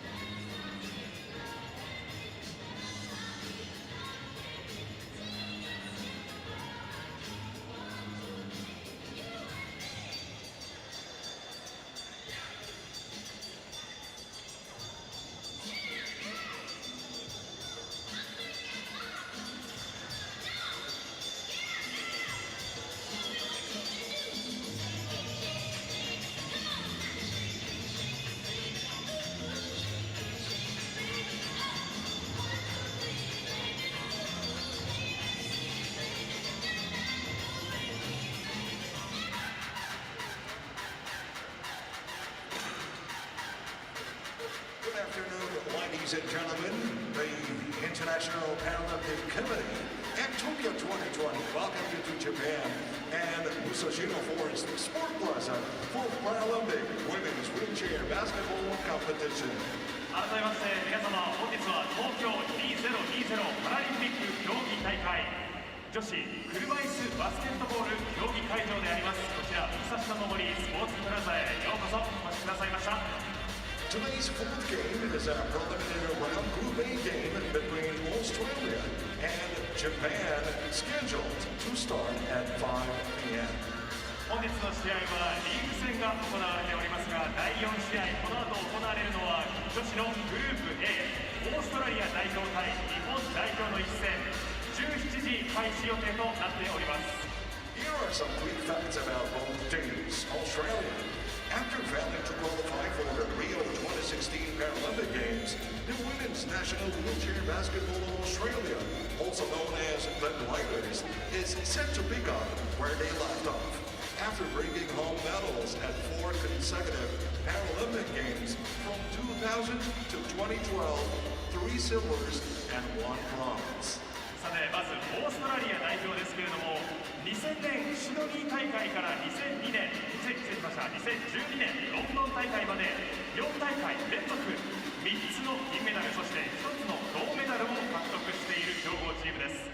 2016年のリオ大会では惜しくも大会出場を逃しました。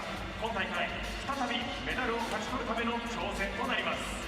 And Japan, the bronze medalists of Sydney 2000 Paralympic Games and the silver medalists of 2018 Asian Para Games, will definitely look for historical success here in Tokyo 2020. さて対する日本代表ですけれども2000年シドニー大会では銅メダリストに輝きました。2018年のアジアンパラゲームズでは銀メダルを獲得。今大会は開催国として東京2020にて歴史を残すことができるか期待が高まります。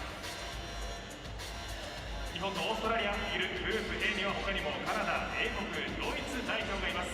果たしてどのチームが決勝トーナメントに進出するのか、ぜひ皆さんご注目ください。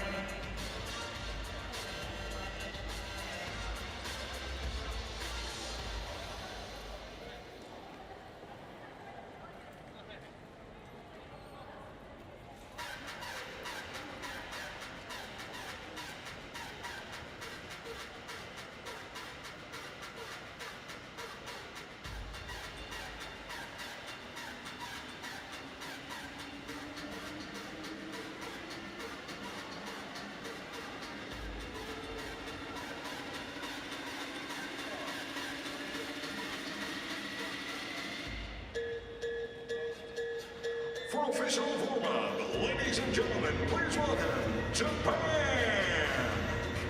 では両チームウォームアップ開始となります。まずは日本代表の登場です。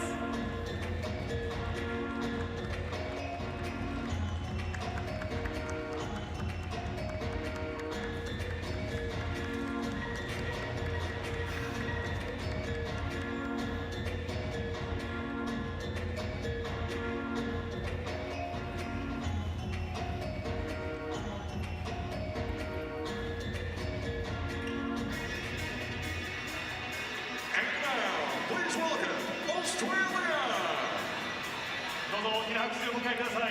続いてオーストラリア代表の登場です。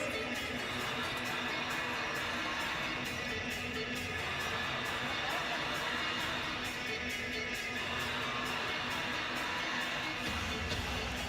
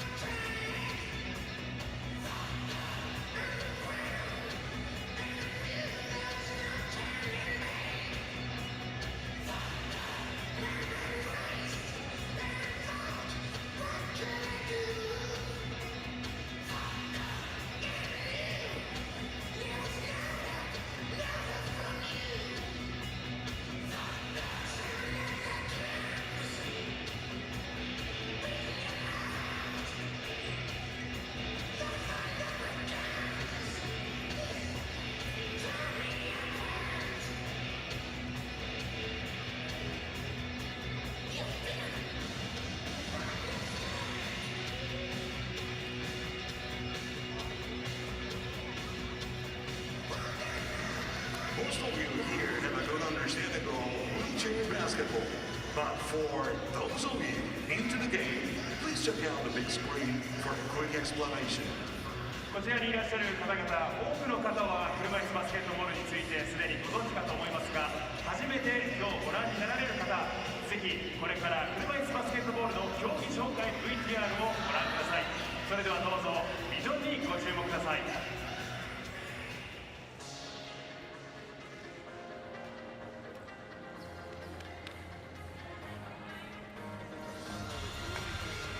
High-speed action and sensational shots. Captivating by the drama. Wheelchair basketball. Complete freedom of movement. Impressive shot techniques. This is one of the most popular Paralympic sports in the world. Wheelchair basketball is a fast-paced game played by two teams of 5 players, where the object is to shoot the ball into the opposing team's basket. Every team is comprised of 12 players, 5 players and 7 substitutes. The game consists of 4 periods of 10 minutes. If the score is tied at the end of one time in the fourth period, the match will be continued in the next period for 5 minutes, or with as many such periods of 5 minutes as are necessary to break the tie. The ball, size of the ball, height of the baskets, and other conditions are quite the same as basketball. But there are also unique rules for the wheelchair game, such as the travel rule. The ball is required to throw or bounce above every 2 pushes of their legs. Players usually like playing entertaining for wheelchairs with no legs. The chair is comprised of 2 small wheels at the front, small magnetic wheels at the back, plus 2 large wheels which are set outward at a side to ensure balance and stability. Athletes control the different parts of their body, pushing, stopping and turning with ease. Each team consists of 12 players, with 5 on court at any one time. Each athlete is assigned a point value based on their functional ability. Players are classified on a basis from 1 to 4.5. On consider athletes having the most significant activity limitation. While most athletes have more than one function, the main difference between classes are track, ball, and sitting balance. Each team can have a combination of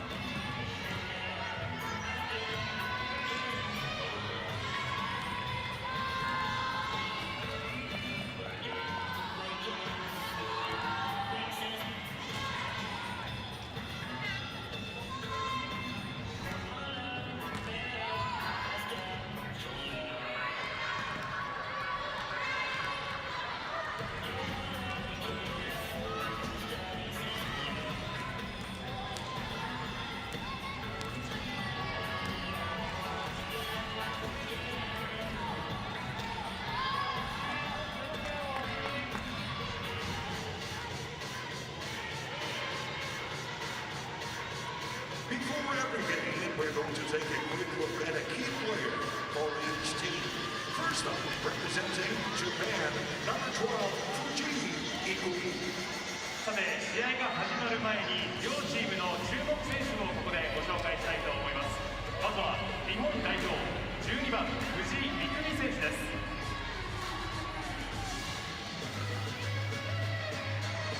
She is one of the central pillars of the team with balanced offense and defense. Fujii was a member of the national team that finished off Beijing 2008 Paralympic Games in the 4th place. One of her greatest strengths is her quick outside shots. The silver medalist of Beijing Para Games back in 2018 and was also named an All-Star 5 player at the Emperor's Cup in 2017, 18, and 19. 日本代表12番藤井育美選手ですが、攻守においてバランスの取れたチームの支柱的存在です。2008年の北京大会において4位入賞を果たしたチームのメンバーとしても活躍しました。藤井選手の持ち味の一つが俊敏なアウトサイドショットです。2018年チームのアジアパラゲームスの銀メダル獲得にも貢献した藤井選手。2017年から2019年にかけての天皇杯オールスター5にも選出されています。日本代表12番藤井選手にぜひ皆様ご注目ください。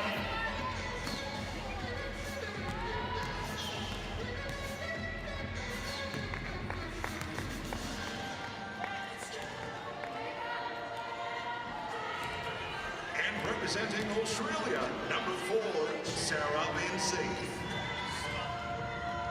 続いてはオーストラリア代表4番サラ・ビンチ選手です。Vinci started her basketball career in 2006 and made her debut for Australia here in Japan back in 2011. She was a member of the team that won the silver medal at London 2012 Paralympic Games. Sarah Vinci was also named an All-Star 5 for the Women's National Wheelchair Basketball League in 2015, 16, and 17. 2006年よりバスケットボールを始め、2011年にここ日本でオーストラリア代表のデビューを果たしたサラ・ビンチ選手。2012年のロンドン大会において銀メダルを獲得、チームのメンバーとしても活躍しました。またビンチ選手は2015年から2017年にかけてオーストラリア女子の全国車椅子バスケットボールリーグにおいてオールスター5に選出されています。オーストラリア代表4番サラ・ビンチ選手のプレーにもぜひご注目ください。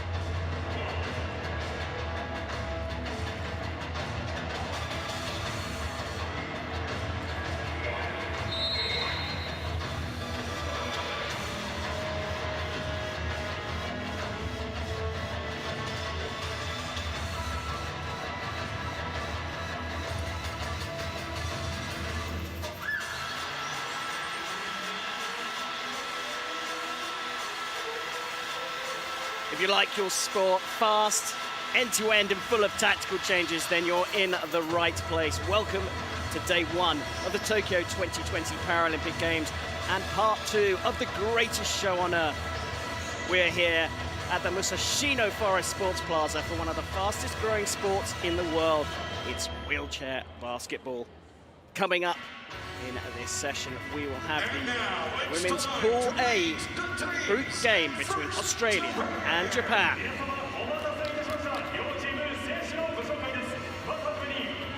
First game for both of these teams in the group.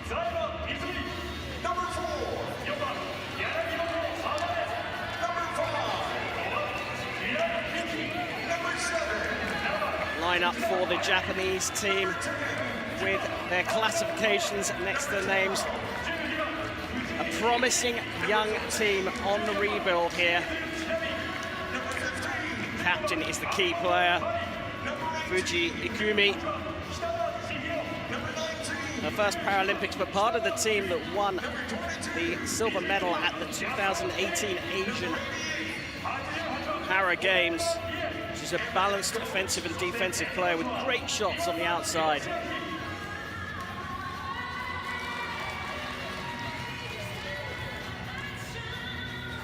The lineup for Australia includes their star player, Sarah Vinci. She has experience,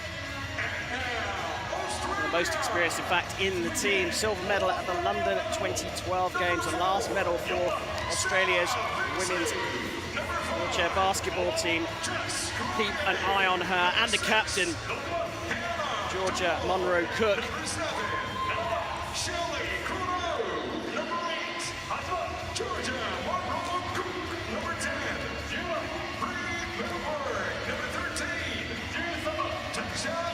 First of the group games here.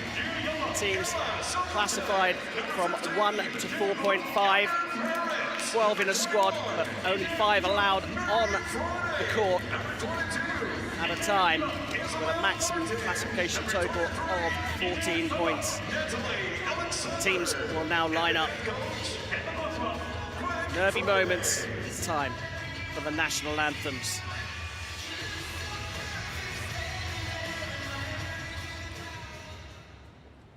Ladies and gentlemen, the national anthems of Japan and Australia. 皆様、両国国歌の演奏です。はじめに日本国歌に続き、オーストラリア国歌です。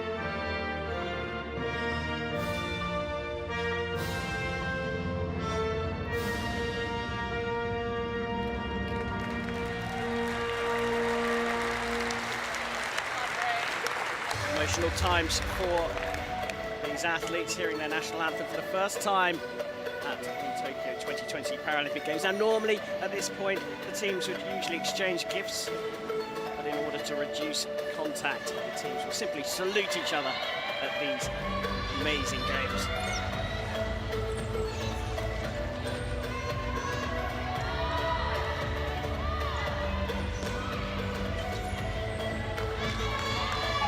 Team has a squad of 12, classified 1 to 4.5. As the referees are announced out here. From France, Céline Pion. From Islamic Republic of Iran, Cancun Tapasian. From Canada, Alexander Lapointe. And the game commissioner from South Africa, Andrew Sherman. So Sherman will commission this match, refereed by Céline Villard of France, and supported by Tamasian from Iran and Lapointe from Canada. So the teams have, or squads have, 12 players, but only 5 allowed on to the court at one time. Players' combined classification cannot exceed 14 points. And as I said, 1 to 4.5 are the classifications. The lower your classification, the more severe your impairment. Teams play in 4 periods, and there is the starting lineup for Japan. Fuji starting out, the star player, one to watch out for. Shots from the outside of the 6.75 meter D. Score 3 points, and she likes to have a go at those. 4 periods of 10 minutes to play against the shot clock, which keeps the game free-flowing. 2 points for a basket inside the D, 3 for outside, and 1 for a free throw. And there is the coach for the Japanese side. Used to coach the men's side. Switching over to the women, and here's the starting lineup for Australia. Monroe, Cook, and Merritt are key players for the Australian team, and they begin the match on court. Number 12, number 15, number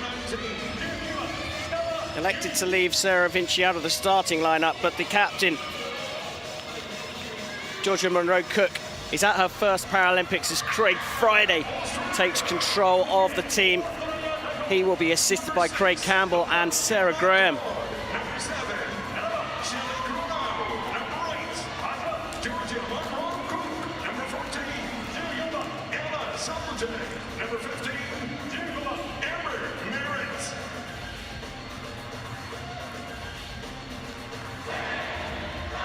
Well, we're just about ready to get underway for the first tap. It's time for the group match between Australia and Japan.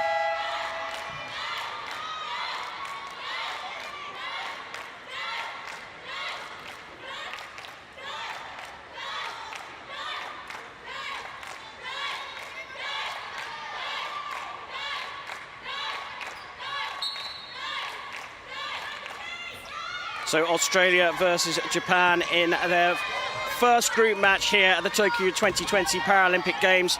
Australia in the white and green, Japan black and red. 5 players on court for both teams as we get our first infringement. Number 19, Gaetano Newman. First personal foul of teams first.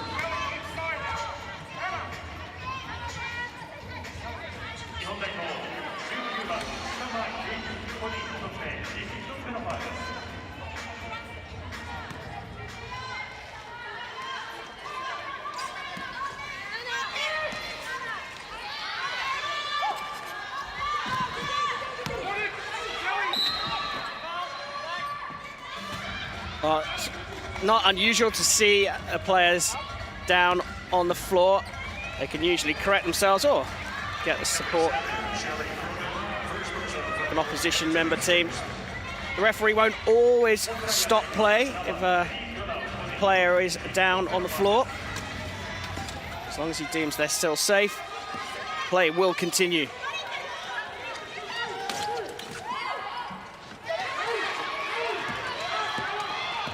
And you see the shot clock counting down. They have 24 seconds once they get hold of the ball to take a shot. And out from the outside, hits the rim, but recovered by Japan. That's a good pass as well, but blocked off well.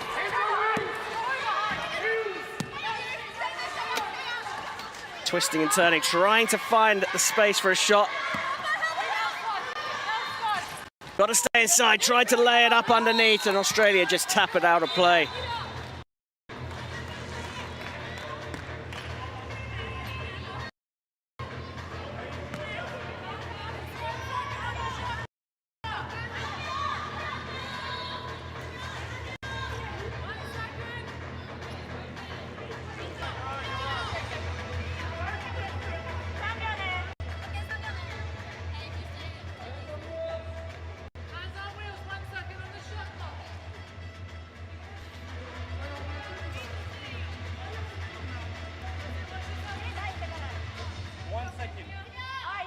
So just reduced that shot clock down to 1.3 seconds. So Japan have got to get out a shot. It misses the rim.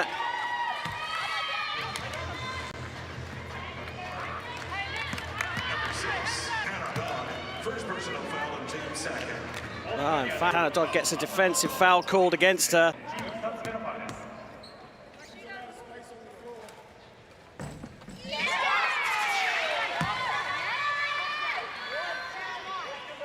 And Fuji with the free throw. Gets the first point in the match, recovered there by Georgia Monroe, the captain. Georgia Monroe Cook, I should say. Still with the ball, trying to find the pass out to Amber Merritt, and Merritt, key player for the team, scores Australia's first points. Originally harking from Portsmouth in Great Britain, Merritt was one of the 2 Australian team members here in Tokyo to compete at the London 2012 Games when Australia got a silver medal, but the cupboard has been bare for the women's team from Australia since then in terms of Olympic medals.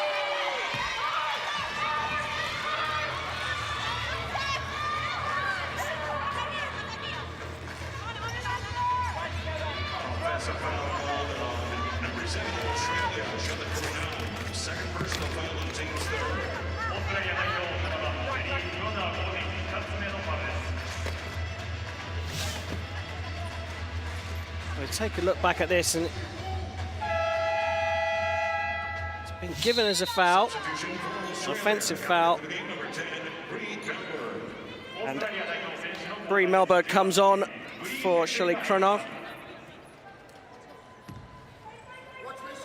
Her first Paralympic Games as well, Bree Melberg.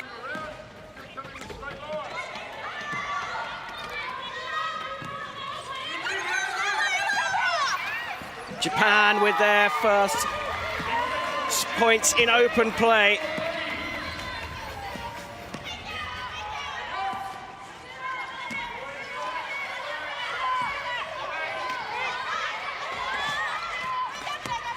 Merritt on the ball again, takes a shot, and it's an immediate reply from the Australian team.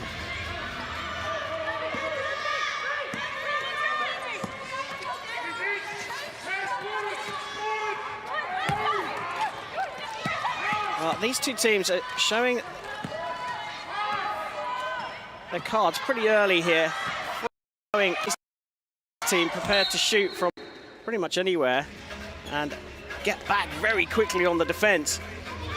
As the Australians trying to play through the Japanese team.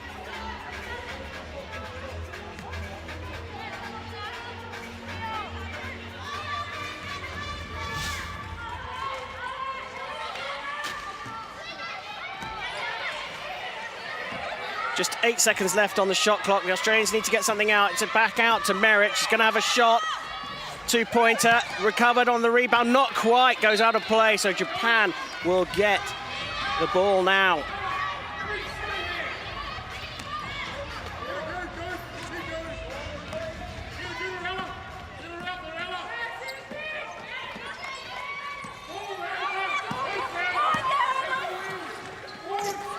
Saves. Free-flowing shooting from Japan. Oh, nearly, and they have recovered it. On the key, blocked out nicely. That was Merritt again, playing offense and defense, gets the ball back. She's now coming up on the outside. Is she going to take a shot? No one defended. Free go for her.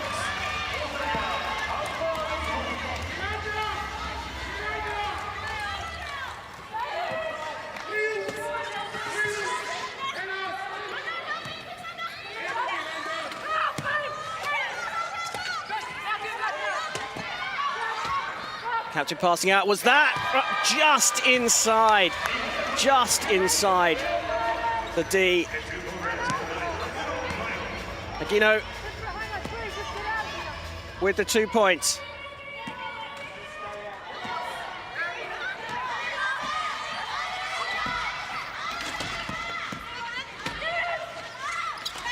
Merritt again gets the rebound on the offense. Ball comes out of play.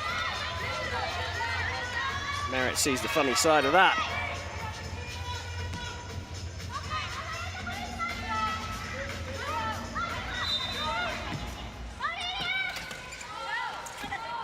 So ball recovered for the Australians, just missing there. Rebound, it goes into the hands of Animoto. Animoto to the captain, Fuji. Fuji back to Animoto Mari, trying to find a place for the shot. And they get the shot off just before the clock runs out.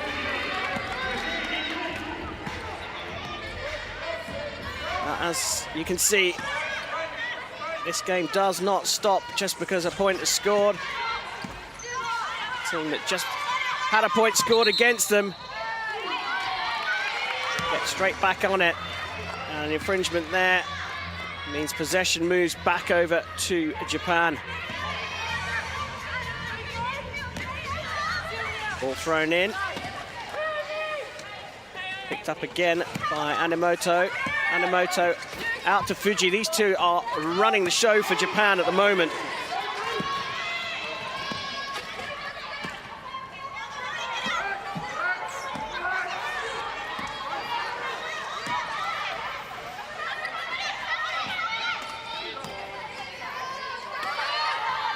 Brilliant, absolutely brilliant.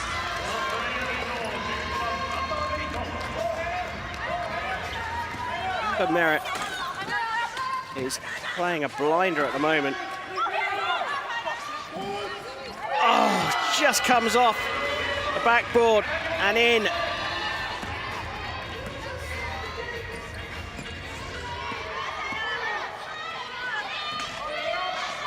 Nagamoto scoring for Japan, keeping them in the lead.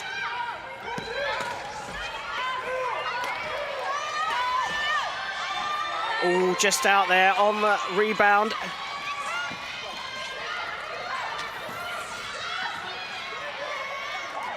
But recovered here, and there's a chance for a free shot here. And it's in.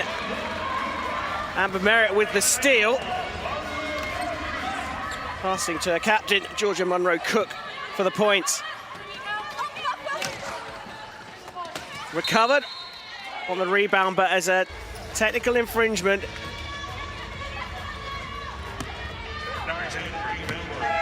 First personal foul on teams 4 in Australia's now in penalty situation. So personal foul by Bree Melbeg. There we see it. Nagamoto is the one that drew it, so Melbeg is out, and Hannah Don has gone off, and Sarah Vinci is on. This could liven things up.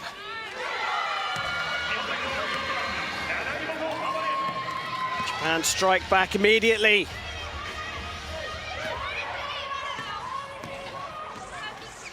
So Australia with their 3 key players on the field now, on their court, I should say. Recovered by Merritt, didn't quite go out. Passes out again. Not got her eye in just yet.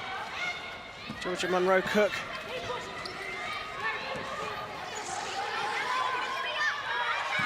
Gino out wide. And it's Fuji again on the ball, trying to find space for the shot. Needs to get it off. Falls short. And it's gone out of play.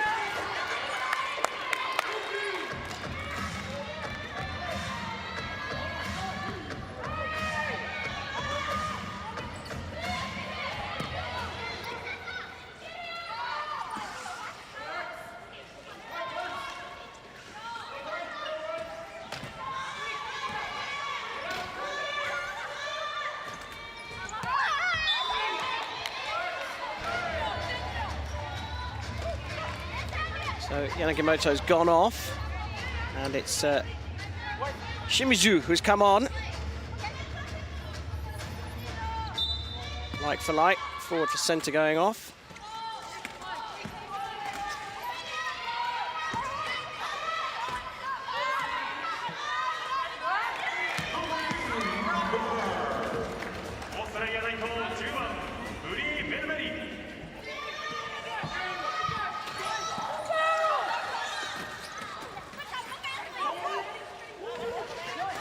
Captain failing there, but gets the ball off a double rebound. Fuji back out to her captain.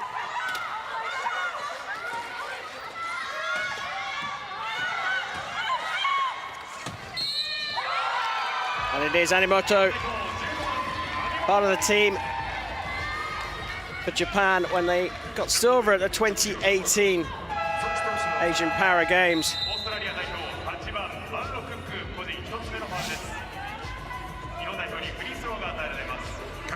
Right under the hoop there, and these two, Fuji Kumi, the captain, and Animoto running the show. Georgia Monroe-Cook getting the foul and getting the free throw. Put away nicely. And Sadnak has come off for Friday, the Australian team.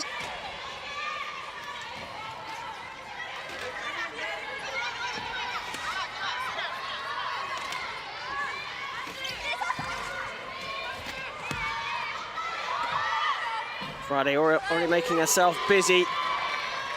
Trying to block things out now. Look at the speed there. And it's in.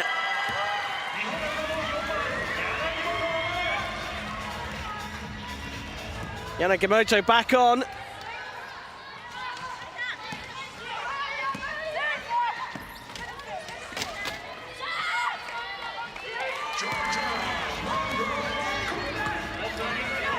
Well, it certainly remained end-to-end this game.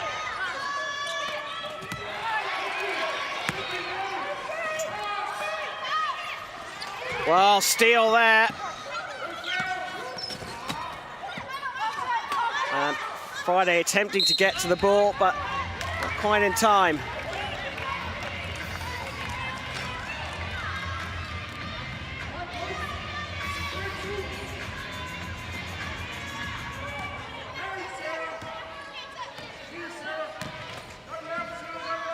So inside 30 seconds of the first quarter here. Japan with the ever so slight lead. Captain not quite scoring again.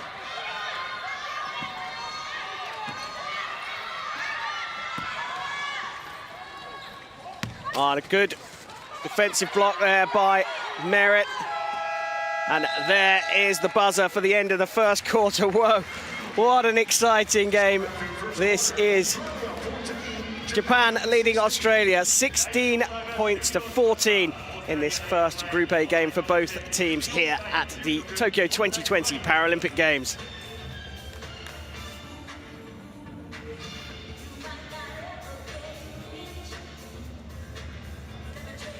Well, as you can see, the stats evenly balanced, but it's those free throws that have been the difference between Japan and Australia at the end of the first quarter.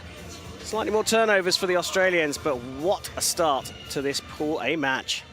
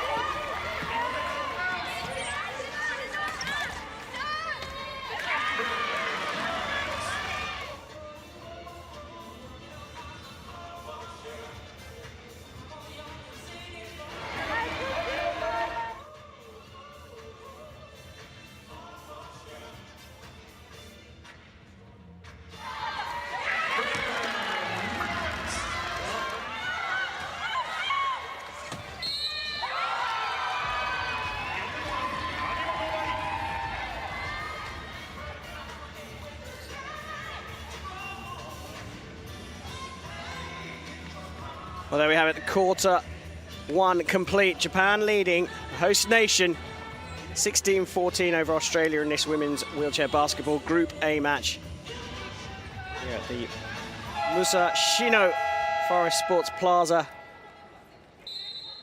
It's time for quarter number 2.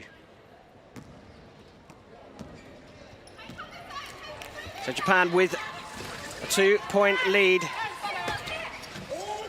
Start on the offensive immediately, the rebound coming into the hands of the Japanese team as well.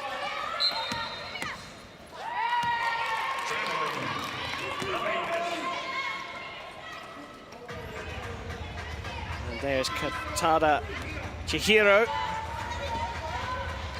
Paralympic debut. Merritt put in a shift along with Melberg in the first quarter. They're still on the field to play along with the captain, Georgia Munro, for Australia. And it's Munro Cook who puts it into the basket to draw level with Japan, but immediately back from Japan. And that is the measure of this Japanese team, so quick on the break. Katada getting off the mark in this game for the first time.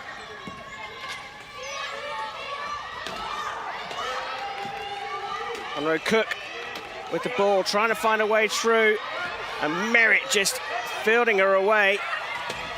Munro Cook sets it up for Merritt. Merritt just misses, but picks up the offensive rebound and gets it in at the second time of asking.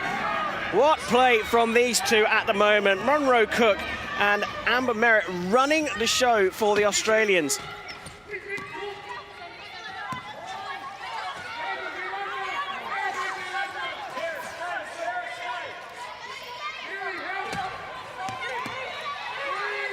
Animoto Mari trying to find a way through, takes a shot herself, comes off the rim, but a bit messy, but it's Munro Cook who comes away with it. And watch the Japanese defenders get back so fast, trying to be blocked off by the breaks. And Friday there, just trying to retrieve that one over the back of her shoulder, and she has fallen.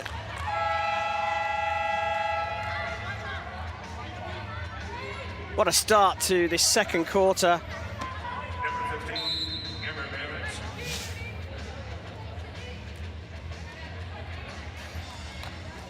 Well, Coming into the game from Australia, number 6. Animoto just trying to get the ball there.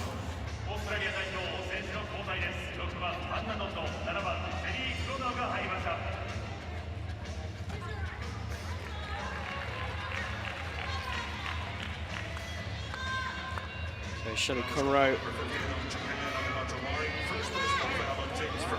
Hannah Dodd on. There is the guard, Dodd. Up to the captain. Just still not quite got her eye in, but really doing a shift for the team. But Friday and Dodd caught out at the back here. This is open season for the Japanese. Had to swing the brakes on there and just a little bit too far.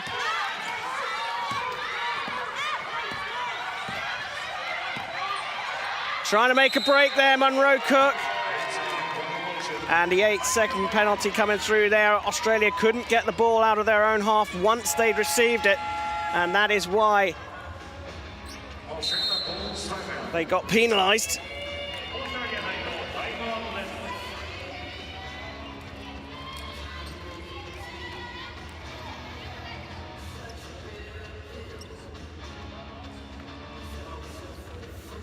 So Australia calling for their first of 2 timeouts in the match.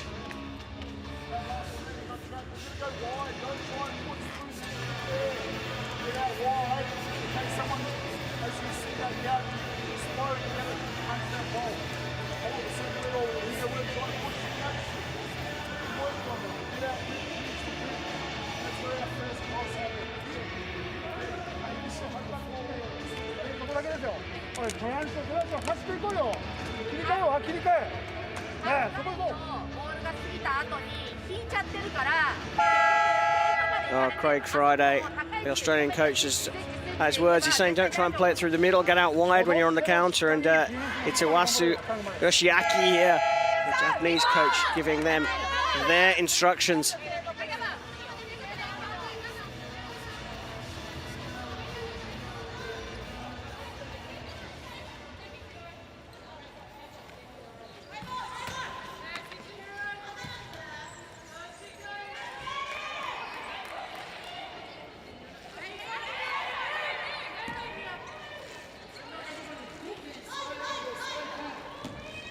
So played in from the side there, you saw for Japan. Get it out wide.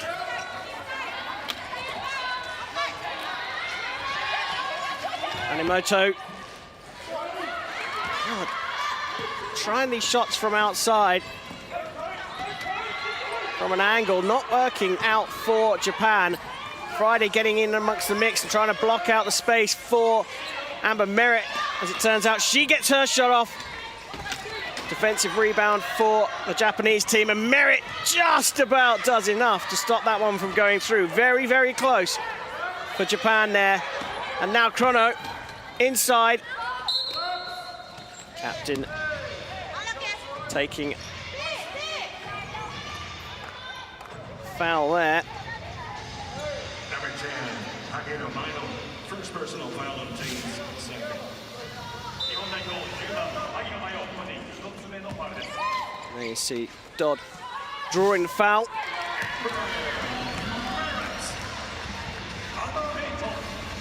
And you see the Japanese team, even though the ball's out of play, trying to block off Merritt from getting back.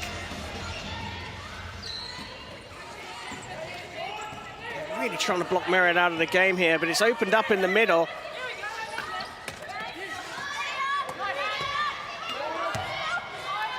Gino trying to lay it up. Tokitada, but it's Merritt back with the ball. Is she going to make the space for it? No, she tries to throw it inside to Munro Cook, but Cook had come too far.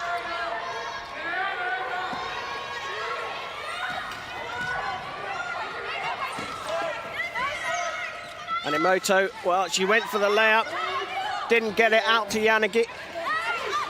Yanagimoto, but misses as well. Australia playing better defense at the moment, and there is an infringement.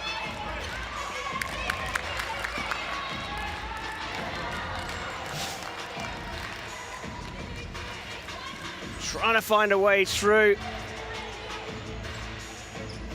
And it was a defensive foul.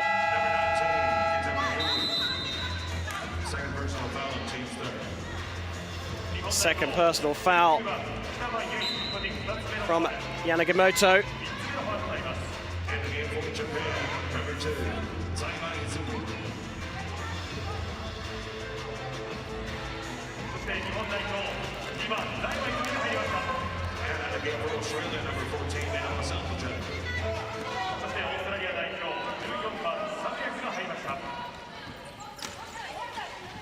Well, Merritt again with the ball, has a free shot. He's never going to miss that one.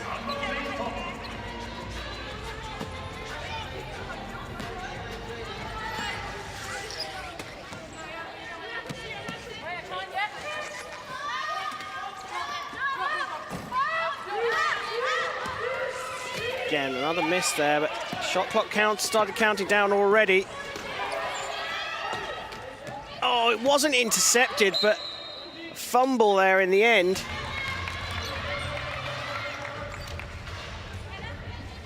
Number 14, first person on foul on team's first. オーストラリア代表14番エラ・サブリャク、個人1つ目、チーム1つ目のファウルです。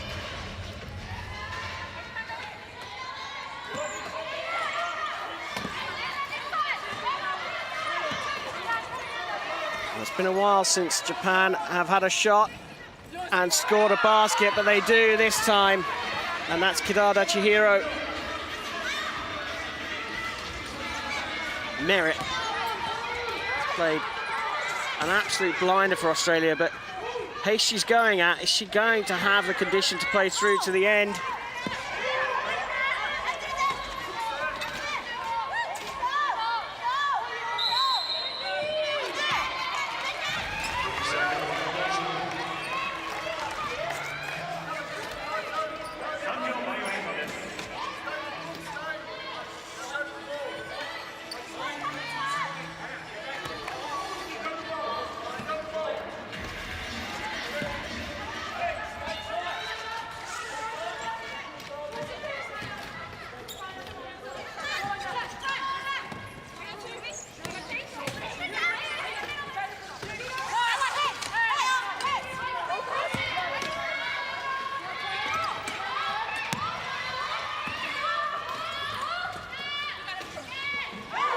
Great shot there. Moto again.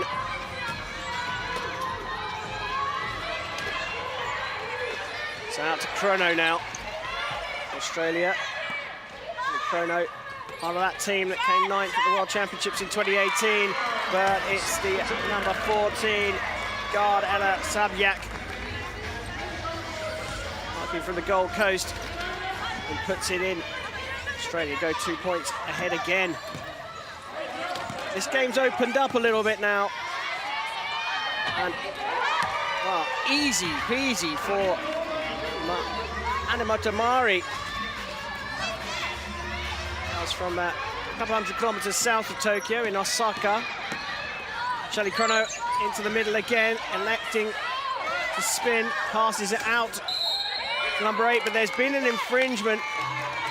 Monroe Cook, the captain, missed in the end.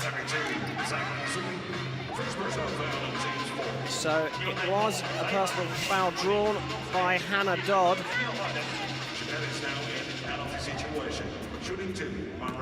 And it's Zayama. Her first personal foul, but it's 2 free throws here for the team captain.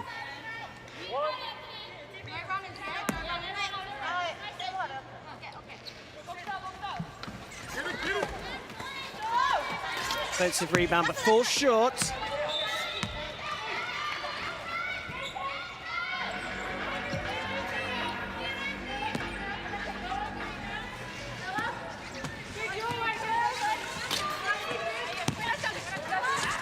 Hanamoto again found a way into the middle. Oh, just a little hard there now, but they're blocked in here. Monroe Cook, oh, he's giving it away here. And easily done by Kitada Chihiro. Dodd desperately trying to get it out. They have got it over the line, but it was overshot there. Sabjak unable to get that one, but the timeout is called. Substitution for Japan. It's it. Coming into the game, number 12, Fuji Ikumi coming on.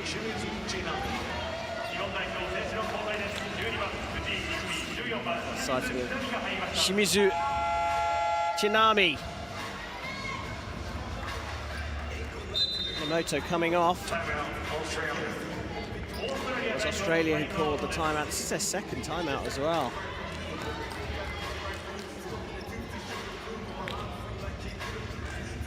So Japan bringing Fuji back on for Yanagimoto just before that timeout, and Anemoto, who's been one of the key players for Japan, has come off for Shimizu Tsunami from Nagahama.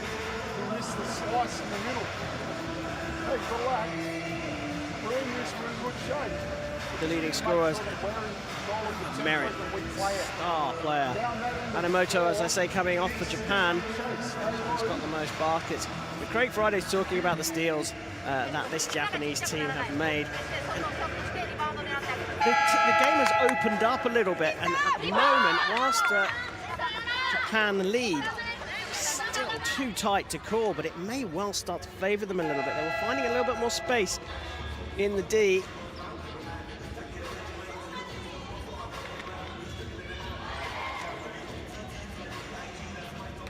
Craig Friday working his magic.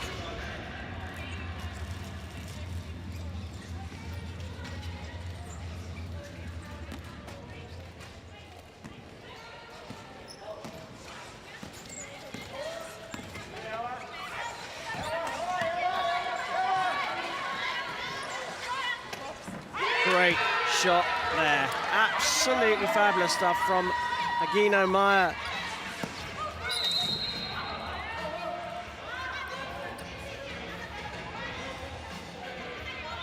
That's Monroe Cook on the floor.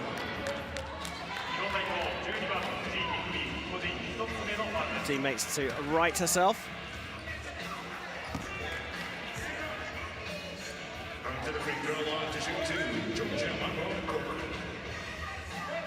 So it was in fact a personal foul from Fuji. So 2 free throws for Monroe Cook. This is the first.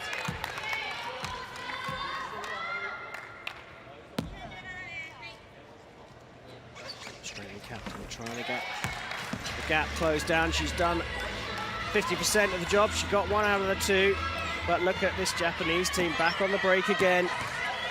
It's Fuji who's right back into play as soon as she's come back on to the field of play. Kidada benefits from the assist from Fuji.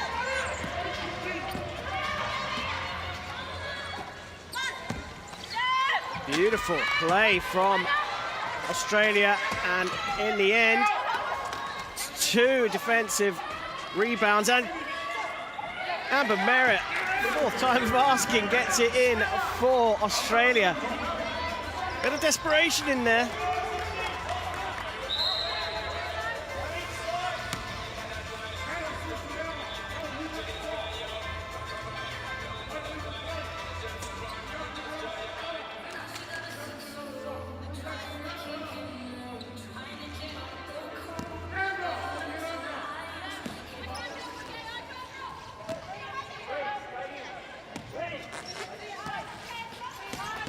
So, Kitada here again.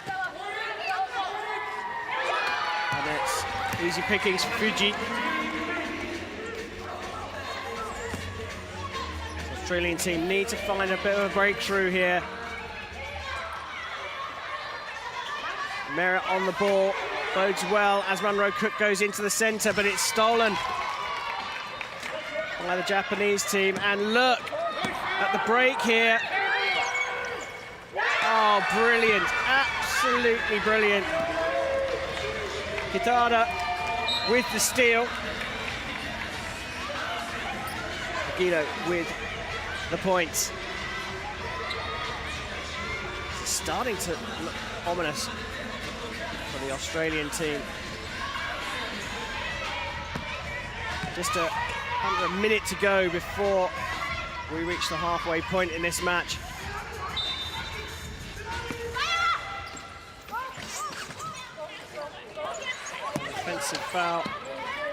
Defensive foul for the Australians. Kitada looking for a space for the shot. Passes out to Fuji. Fuji doesn't get it, but the defensive rebound goes back out, and Kitada goes for the big one off the rim. Amber Merritt finally gets it for Australia. Trying to find a way through. And Monroe Cook launches her way through as Dodd tries to block off. Munro Cook looking for support. Merritt goes wide, just recovers that, just retrieves it, goes for a shot, just off the rim, and Fuji picks up the ball. Katada, who's really come into the play here for the Japanese team, goes for the three-pointer, oh, just off the rim and on the buzzer. What a tremendous match this is. Absolutely superb stuff. Japan just breaking away in the second quarter, 34-28.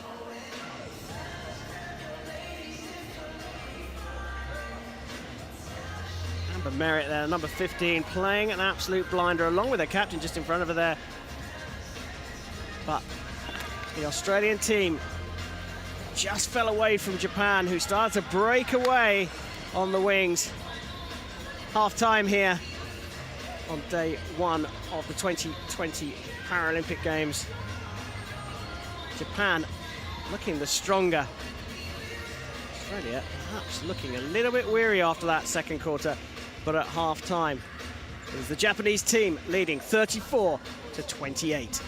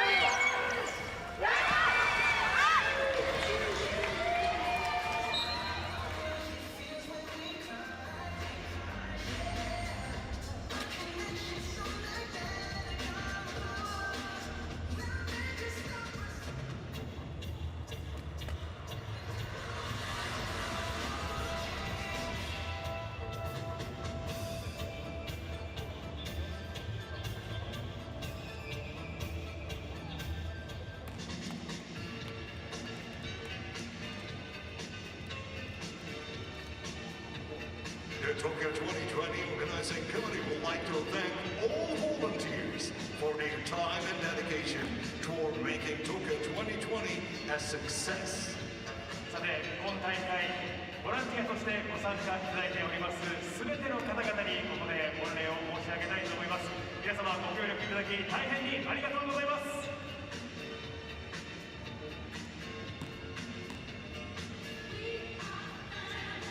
ただいまボランティアの方々をカメラで映しております。もしお気づきでしたらぜひ手を振ってください。ありがとうございます。さあ、そしてカメラ切り替わりました。もし以上お気づきでしたらぜひ手を振ってみてください。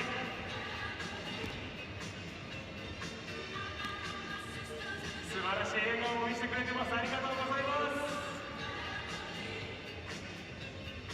さあ、ノリノリのお二人、ありがとうございます。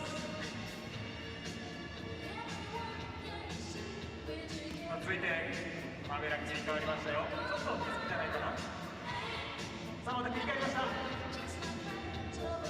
りがとうございます。さあ、また切り替わりましたよ。カメラお気づきですかね。ありがとうございます。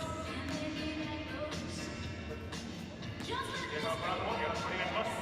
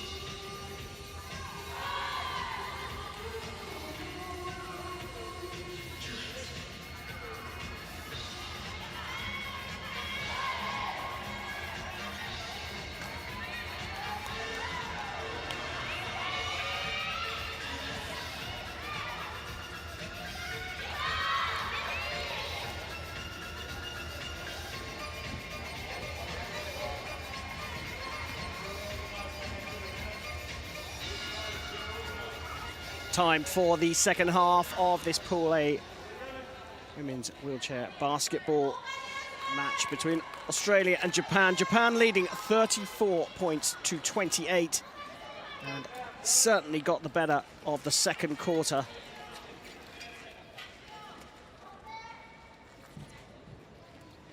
Merritt, the key player for Australia.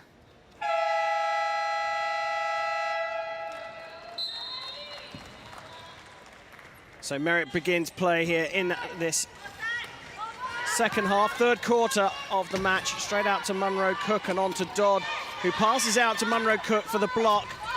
It's a little bit more of a strategic start from Australia, but the defensive rebound goes to Japan. And Nagimoto passing it on to Animoto, and Fuji, the star player for Japan in that first half, passes it back to Yanagimoto, and there's a foul there. It's a defensive foul on Yanagimoto.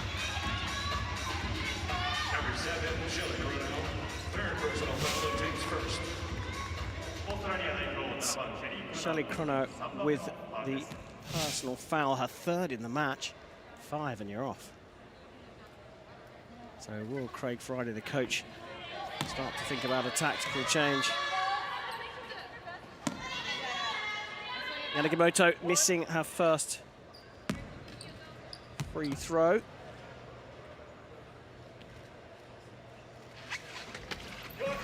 Merritt and Munro Cook there, getting a little bit tangled up. Dodd being blocked out here, but the ball is over the line. Sabyak passes out to Amber Merritt. Merritt coming around the outside, but she's gone out of play. She got it back into play. She got rid of the ball before she went out. But here's the danger that we saw in the second quarter. Fuji on the break. She's looked really good.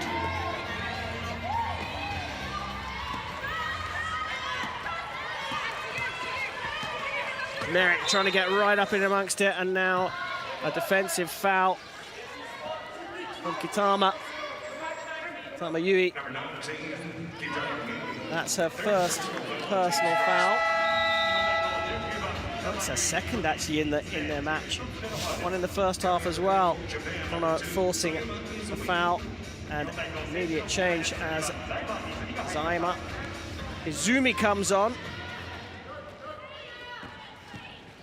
First outing in the game.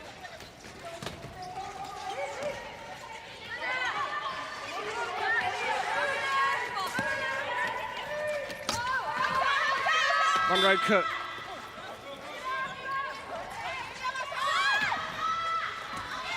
Still there. Defensive rebound.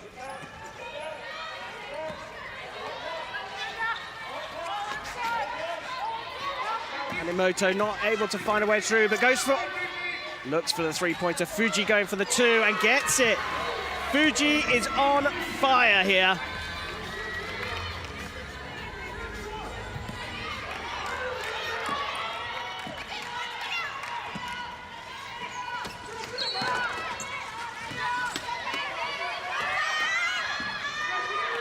Long one by Dodd. Bounces off the rim. Animoto back. Having to bounce after two pushes. Goes for it herself, and Japan are opening up a big lead here. 12 points ahead now. Japan are starting to run away with this. It's a promising start from Australia. They looked like they'd come out with a slightly different tactical approach as Craig Friday calls for a timeout just 2 minutes and 18 seconds into this third quarter. Dodd, Chrono, Munro Cook, the captain, Sabyak and Merritt on the court for Australia at the moment. Japan lining up with Zaima, Yanagimoto, I should say, Hagino, Fuji, the captain, who has been absolutely superb, and Animoto.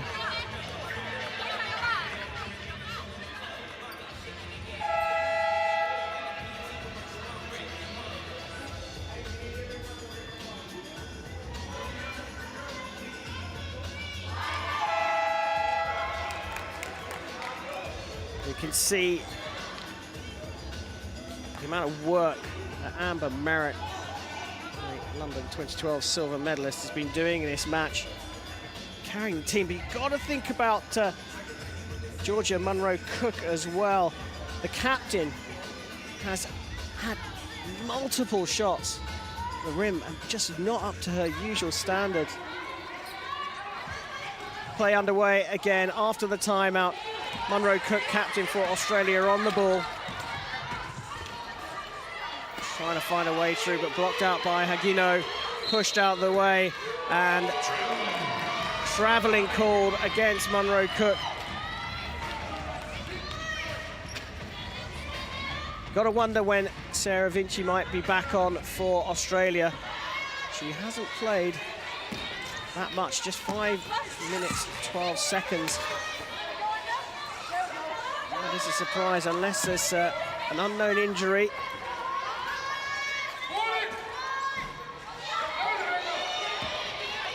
Going from the angle, Japan missing. Munro-Cook leading things from the front.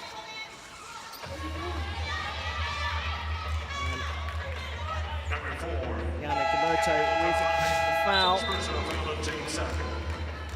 the first personal foul of the match. Just doing enough to block off Merritt. And there she is. We did wonder when she was coming on. Sarah Vinci back in the field of play. Is she going to be able to make the difference for the Australian team? And immediately Munro-Cook on the scoreboard. Just the presence of Vinci perhaps is enough to rattle the Japanese team. Hagino trying to find space for Fuji, her captain. Fuji trying to find space over the other side, and it's over to Hagino. Hagino, beautiful shot from her. She's playing well as well. 3 out of 3 field goals.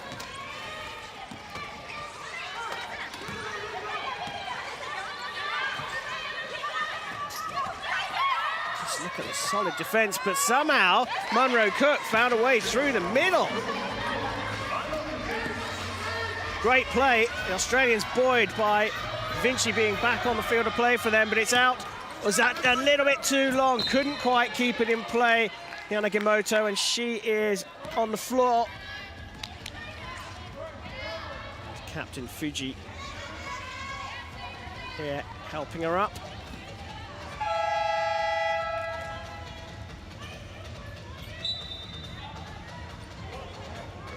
And Yanagimoto comes off.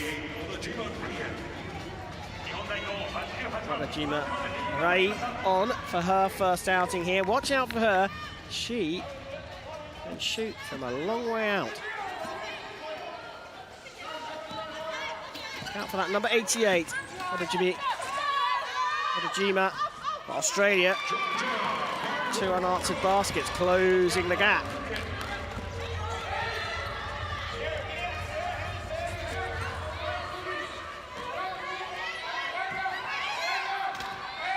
Odajima, first attempt, first score. This could be a power play here from Japan. Heavily strapped shoulder, left shoulder for her. Munro-Cook given the time, but goes short. Defensive rebound out for the captain, Fuji.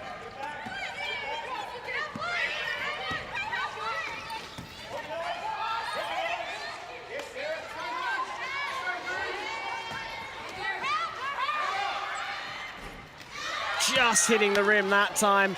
Merritt, you can see how keen and determined she is to get Australia back into this, snatching in the defensive mode, and then going straight up the field, out to Dodd, to Munro-Cook. Munro-Cook has another attempt, and this time it's a defensive penalty, defensive offence.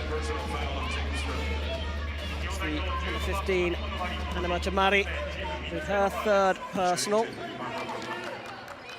and 2 free throws. This is hard to watch from Monroe Cook.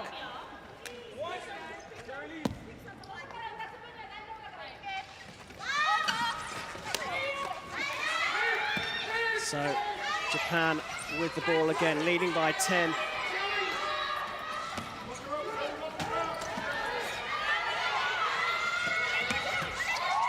What's it traveling there from Animoto? Nice call. Orajima is dispossessed. Great Friday barking out instructions. Maybe talking to one of the umpires about the travelling. Let's have a look. Well, that's a bit after the case, and Animoto is on. Oh, what a shot. What a shot that was.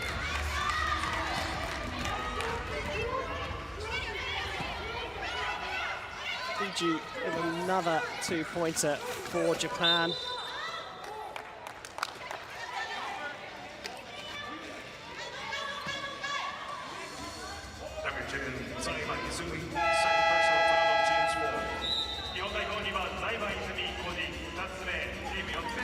So Australia making the substitution. It's Bree Melberg back on. And Mary Friday's come on as well for Hannah Dodd. Shelley Chrono coming off as well. So Australia making some big changes.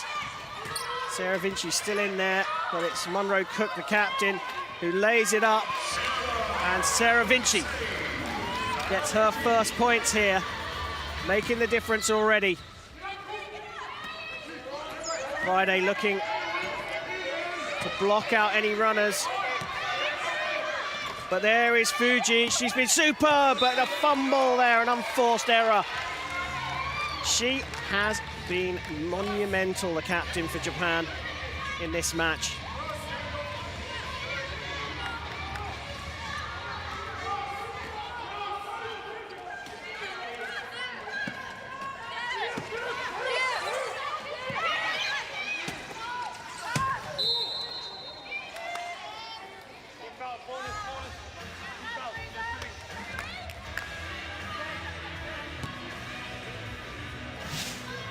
So another personal there this time.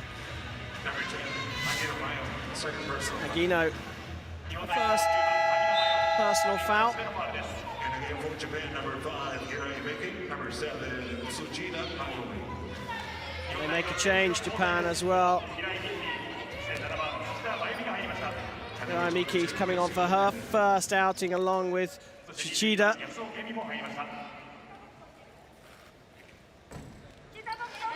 And they brought on Melberg here, who's now taken over the free throws.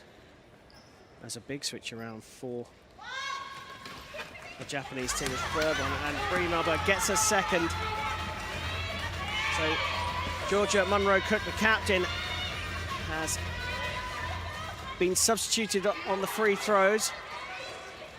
That's why they brought Melberg on, the Australians. Japanese had a big change in the lineup.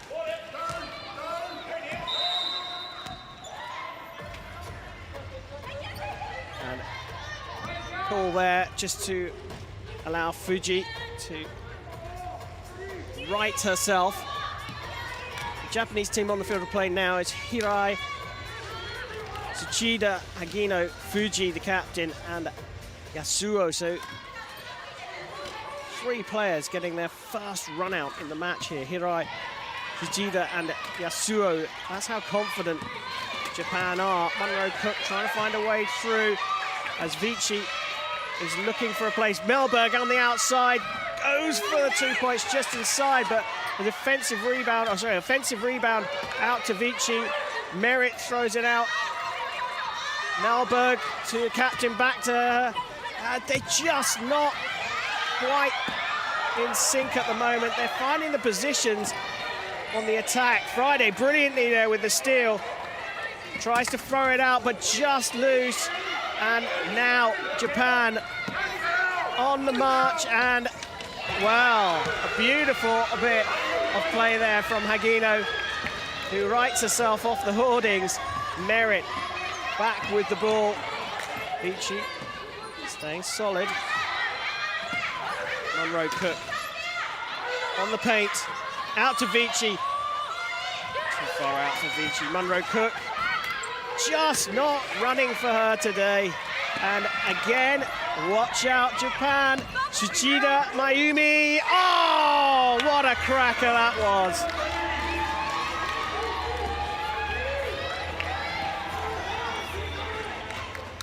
You can see how hard Australia are battling, but Japan have made changes throughout the team in this third quarter, and they are still showing absolutely brilliant form. And now Amber Merritt, so good in the first half, is struggling. Friday, just a bit too hard for the guard there. And again, Japan with the ball, and it's an infringement there from Friday. Friday trying to cause problems. She did, but Mary Friday there with her first personal foul.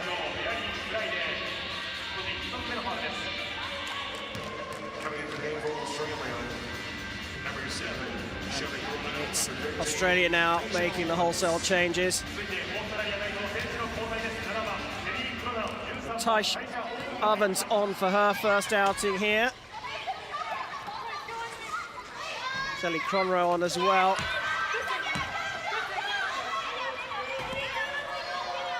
Now Miki out to Yasuo.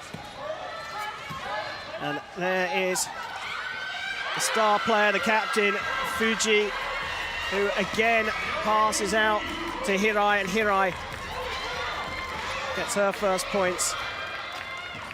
Looking very tough here. Blocking out by Chrono and Friday. Are they penalised?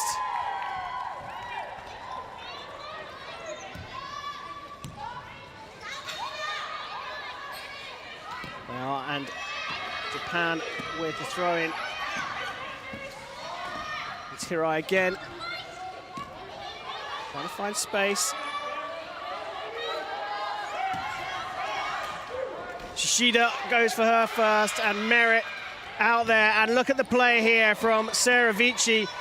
Has she done enough? Yes, she has. And I think that's really the only way now that Australia are going to start to hit this deficit. They'll lure Japan out onto the offense, defend well, get the ball, and steal on the counter. As we have yet another set of changes for the end of this quarter. And you can see Japan, who broke away in the second, have really pressed the pedal down. They lead 52-39 after the third quarter here at the Tokyo 2020 Paralympic Games. And just looking at those stats, Japan the stronger throughout. No three-pointers so far in the game. Australia have had 16 turnovers, but they just haven't been able to do that much from them, getting 9 points. Japan, on the other hand, have 8 turnovers and have scored 16 points from them. They've just been more clinical, Japan, and they lead 52-39.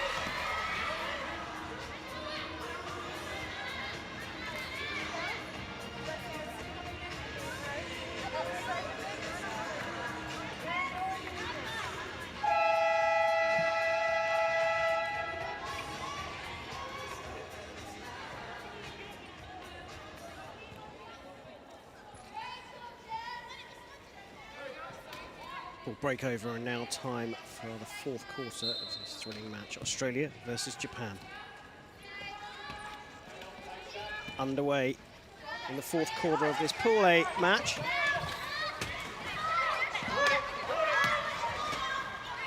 Japan just recovering there. Fuji with the ball.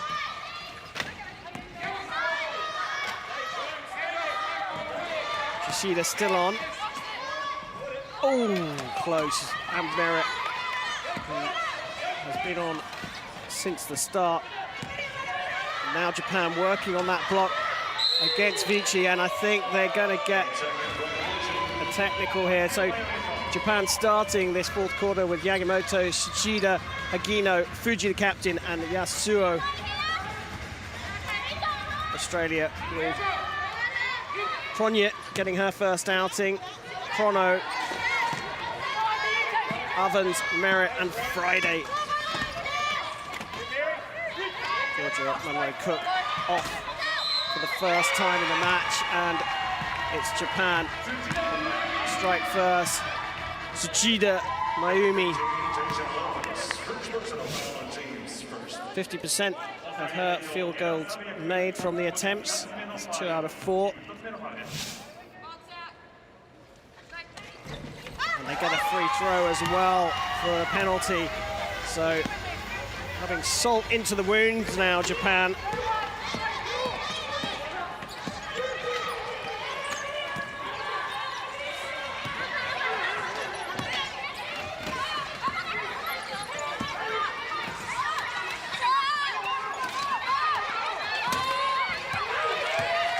Well, Fuji has been a monster out there.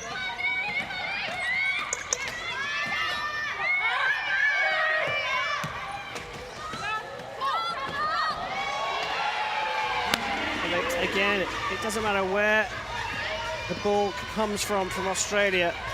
Japan are just outwitting them at the moment. 57-39. And now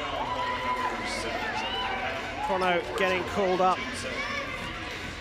for a foul.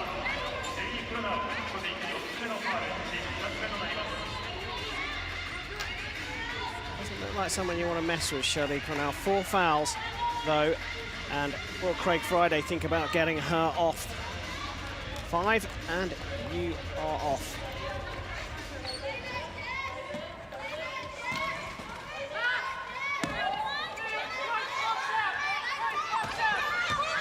Oh, just about recovered that, Amber Merritt. But a loose ball there from Taisha Ovens. And it's just easy pickings here for Japan. It's easy as that. Tsuchida, Mayumi, and they're playing it around freely now, Japan. Merritt's found a way through the middle. She's got hold of the ball here. Can she get this one in? Yes, she can. And finger point to her teammate there, Shelley Chrono. That's how they're going to get through here, on the break. The problem is they're only getting the opportunity for the break when Japan have scored. They need to make more of the steals.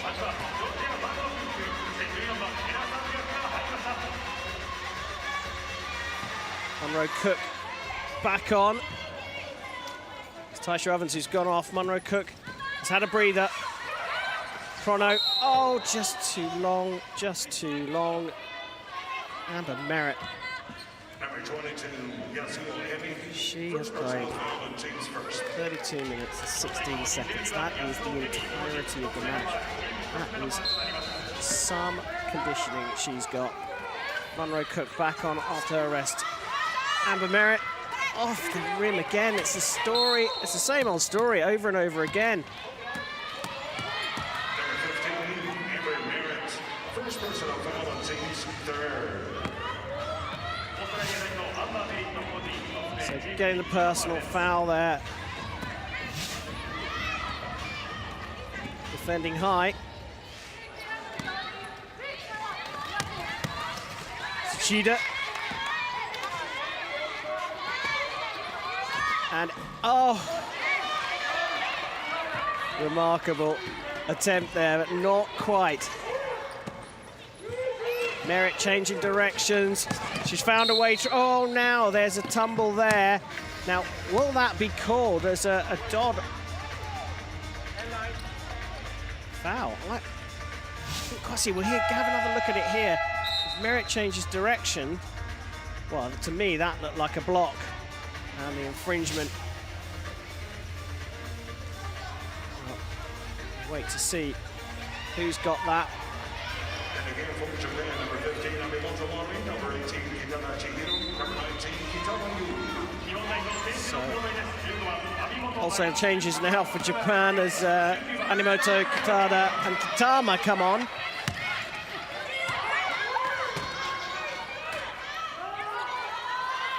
Munro Cook, even so close, it's tough. It's tough to watch, a hard game for Munro Cook.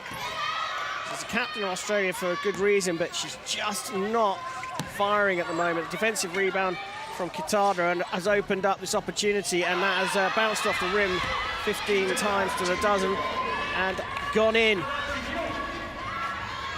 And it is Kitada Chihiro getting her 5th two-pointer.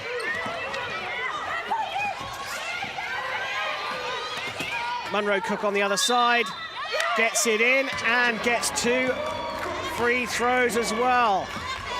So potentially a 4-point turnaround here. Boy, do Australia need it. Third personal foul and team second.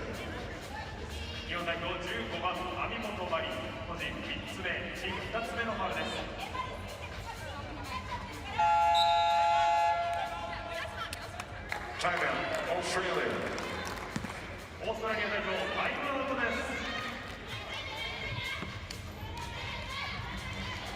Well, timeout called by the Australians again.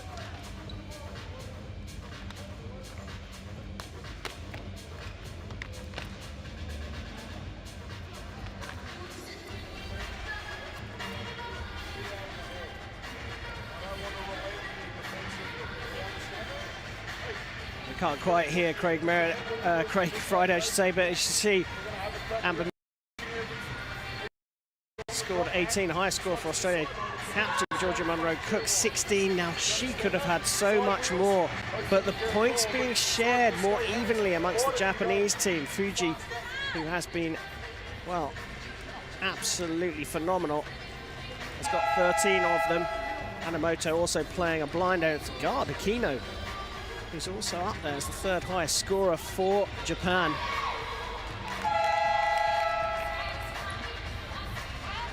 Six minutes and 19 seconds left in the match. Merritt and Chrono looking determined. Cook, the captain there, is looking a little bit forlorn as Dodd and Ella Sabliak make up the rest of the team. So here are the free throws, and Munro Cook, she stood down when Bree came on, Bree Melberg. She's back taking the free throws now. Merritt trying her hardest to control the game, but look, trying to move around. Look at the amount of work Merritt's doing to create the opportunities either for herself or for her teammates. And that's Ella Sabliak who's down. Knocked up by Amber Merritt. You've got to admire the determination of Amber Merritt. She's put in a big shift here for Australia, and she's still got the energy to go and pick up her teammate. Side throw, and Merritt on the ball again, trying to find Chrono out to Munro Cook. No, again! Oh, you've got to feel for the Australian captain. And on the break, brilliant from Amber Merritt. Look who's there to salvage things for the Australian team. Merritt just taking it out of the hands of Yanagimoto Amane. It goes out of play, so it will be Japan ball. Brilliant. She doesn't even look like she's broken a sweat. Such a hard position to be in when you're playing so well and you still find your team 20 points down. Well, are we going to see our first three-pointer? Not quite, just inside the 6.75 meter D-ring. And now Shelley Chrono out of her chair, but you see how determined she was to get back into it. The amount of work and defense, and because the athletes are strapped to their chairs, the chair is a complete extension of the body, and so that leaning back will lose your position. Merritt. Oh, now Merritt's not finding the target. And here we have the Japanese back on the break. And Animoto in the middle. Animoto with the point. They're very, very precise around the basket. They're so good under the hoop. Just changing position, and that just outwits the opponent. Sabiak on the ball now. Out to Monroe Cook. Chrono trying to cause problems in the middle, creating the space for Amber Merritt. Monroe Cook drops it in. Chrono goes for a tough one. And of course, Japan get the ball, and now Animoto is on the break. Got teammates left and right. Decides to swing round, and of course, it's the late runner that comes in. Katada Chihiro. And straight back on the defense.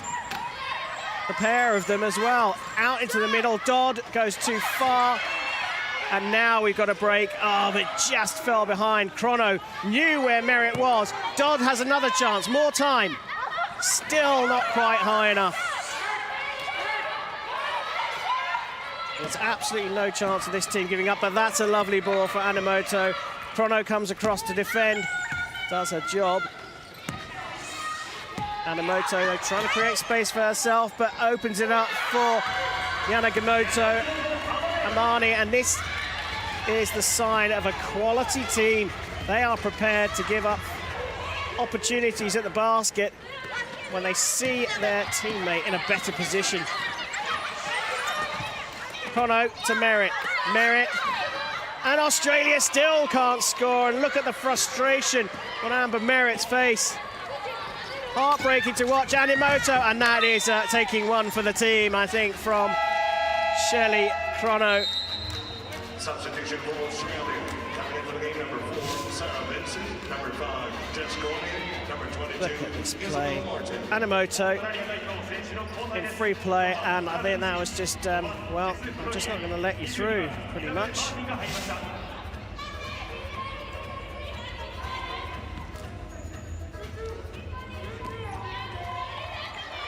Australia bring back on Sarah Vinci and Jess Kronya. Now on the court with Isabel Martin having her first outing. Shelley Chrono and Monroe Cook still on, and Amber Merritt gets her first rest with just under 3 minutes left to play. Coming into the game for Australia, number 23, Natalie Alexander.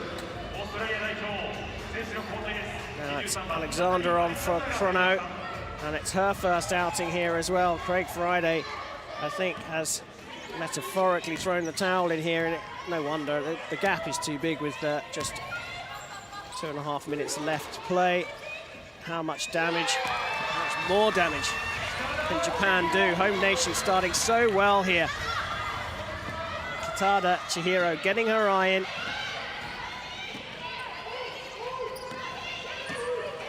Monroe Cook just gets the chair out of play. Coming into the game for Australia, number 10, Bree Melbourne.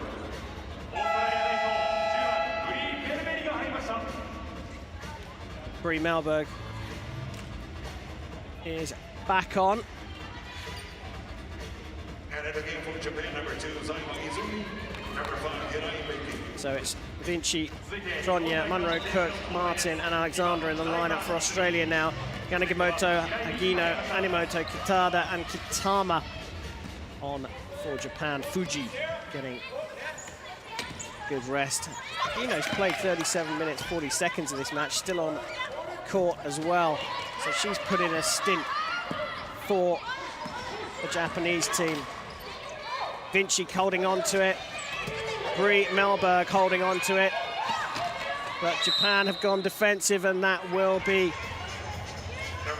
technical for Japan. Melberg doing a job to hold on to the ball. Let's see here. Gino, who's played a lot of this match, putting in a block over 5 seconds. That's called for it. Out wide for Sarah Vinci is 2 wide.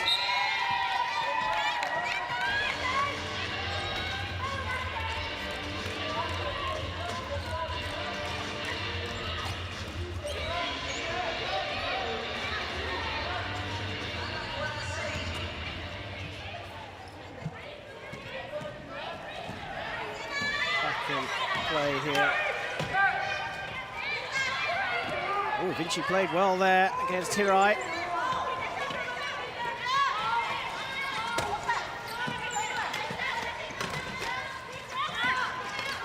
Trying to find a way through. Tronya on now as Alexander tries to fashion something. And it's just picked up by Vinci. Takes a shot, but Australia just not got their aim in. And look at this. Is it good? Yes, it is. And there again, we see the Japanese so good under the basket. Kitada Chihiro scoring a 7th 2-pointer. Just about snatched away there from Jess Kronya. Just a minute of this thrilling match left. Japan played of their skins. They will be delighted with the performance they put in here against arguably a team that's just as much on the rise as they are.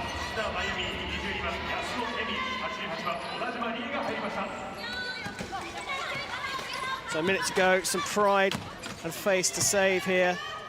Brie Melberg, outside left. Sarah Vinci, back to, and the clock just ran out, but she got the shot off in time. Jess Kronya. Another 2 points for Australia. Oh, here we go again. Oh, absolutely lovely stuff. Kitada Chihiro has really got her eye in here. I think the other teams in this group are going to have to have a look at this. Australia will have to dust themselves off after this match because they've come up against a very tough Japanese side.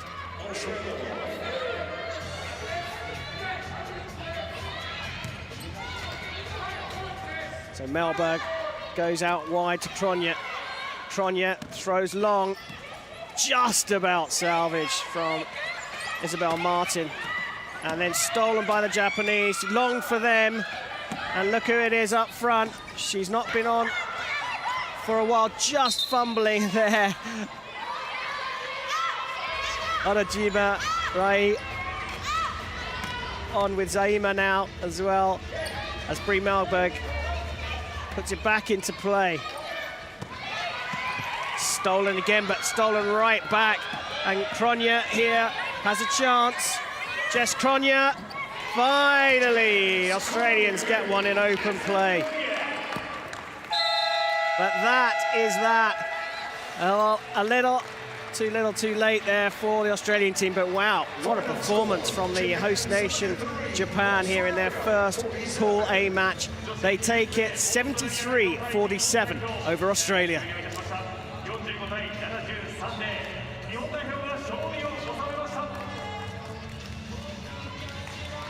Ladies and gentlemen, let's hear for both teams. First, Australia.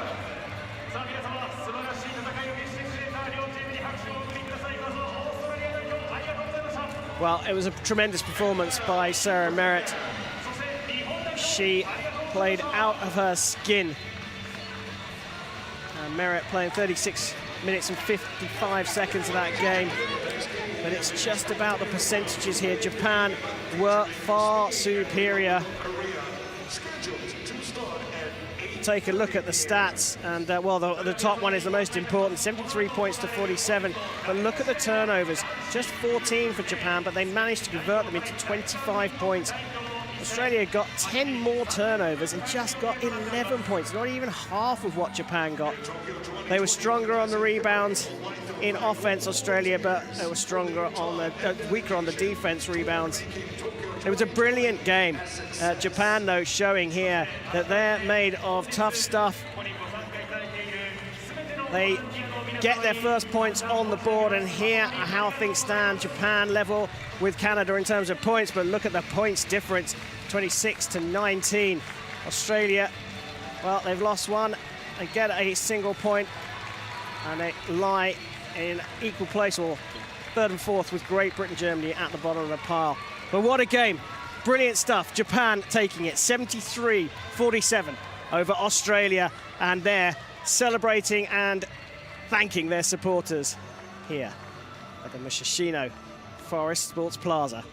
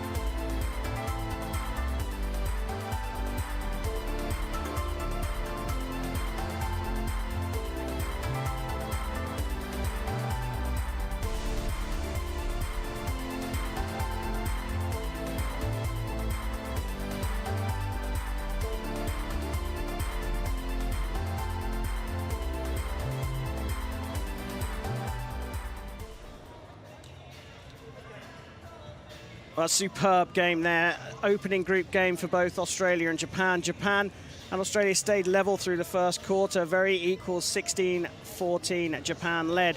But Japan came into their own in the second quarter, outscoring Australia by 4 points to 0. And just ran away with it, 21-8 in the final quarter to win 73-47. And when you look at the lineup, I mean, Georgia Monroe-Cook, she had 18 shots at the basket and only scored with 7 of them. It was an amazing performance from Amber Merritt, but it just came to naught as the top scorer, Kitada Chihiro, with 16 for Japan, and Animoto with 13, Hagino with 12. And, well, they say you can see Mount Fuji on a good day here in Tokyo, but who knew you would see it here in the Musashino? Brilliant game, Japan winning 73-47.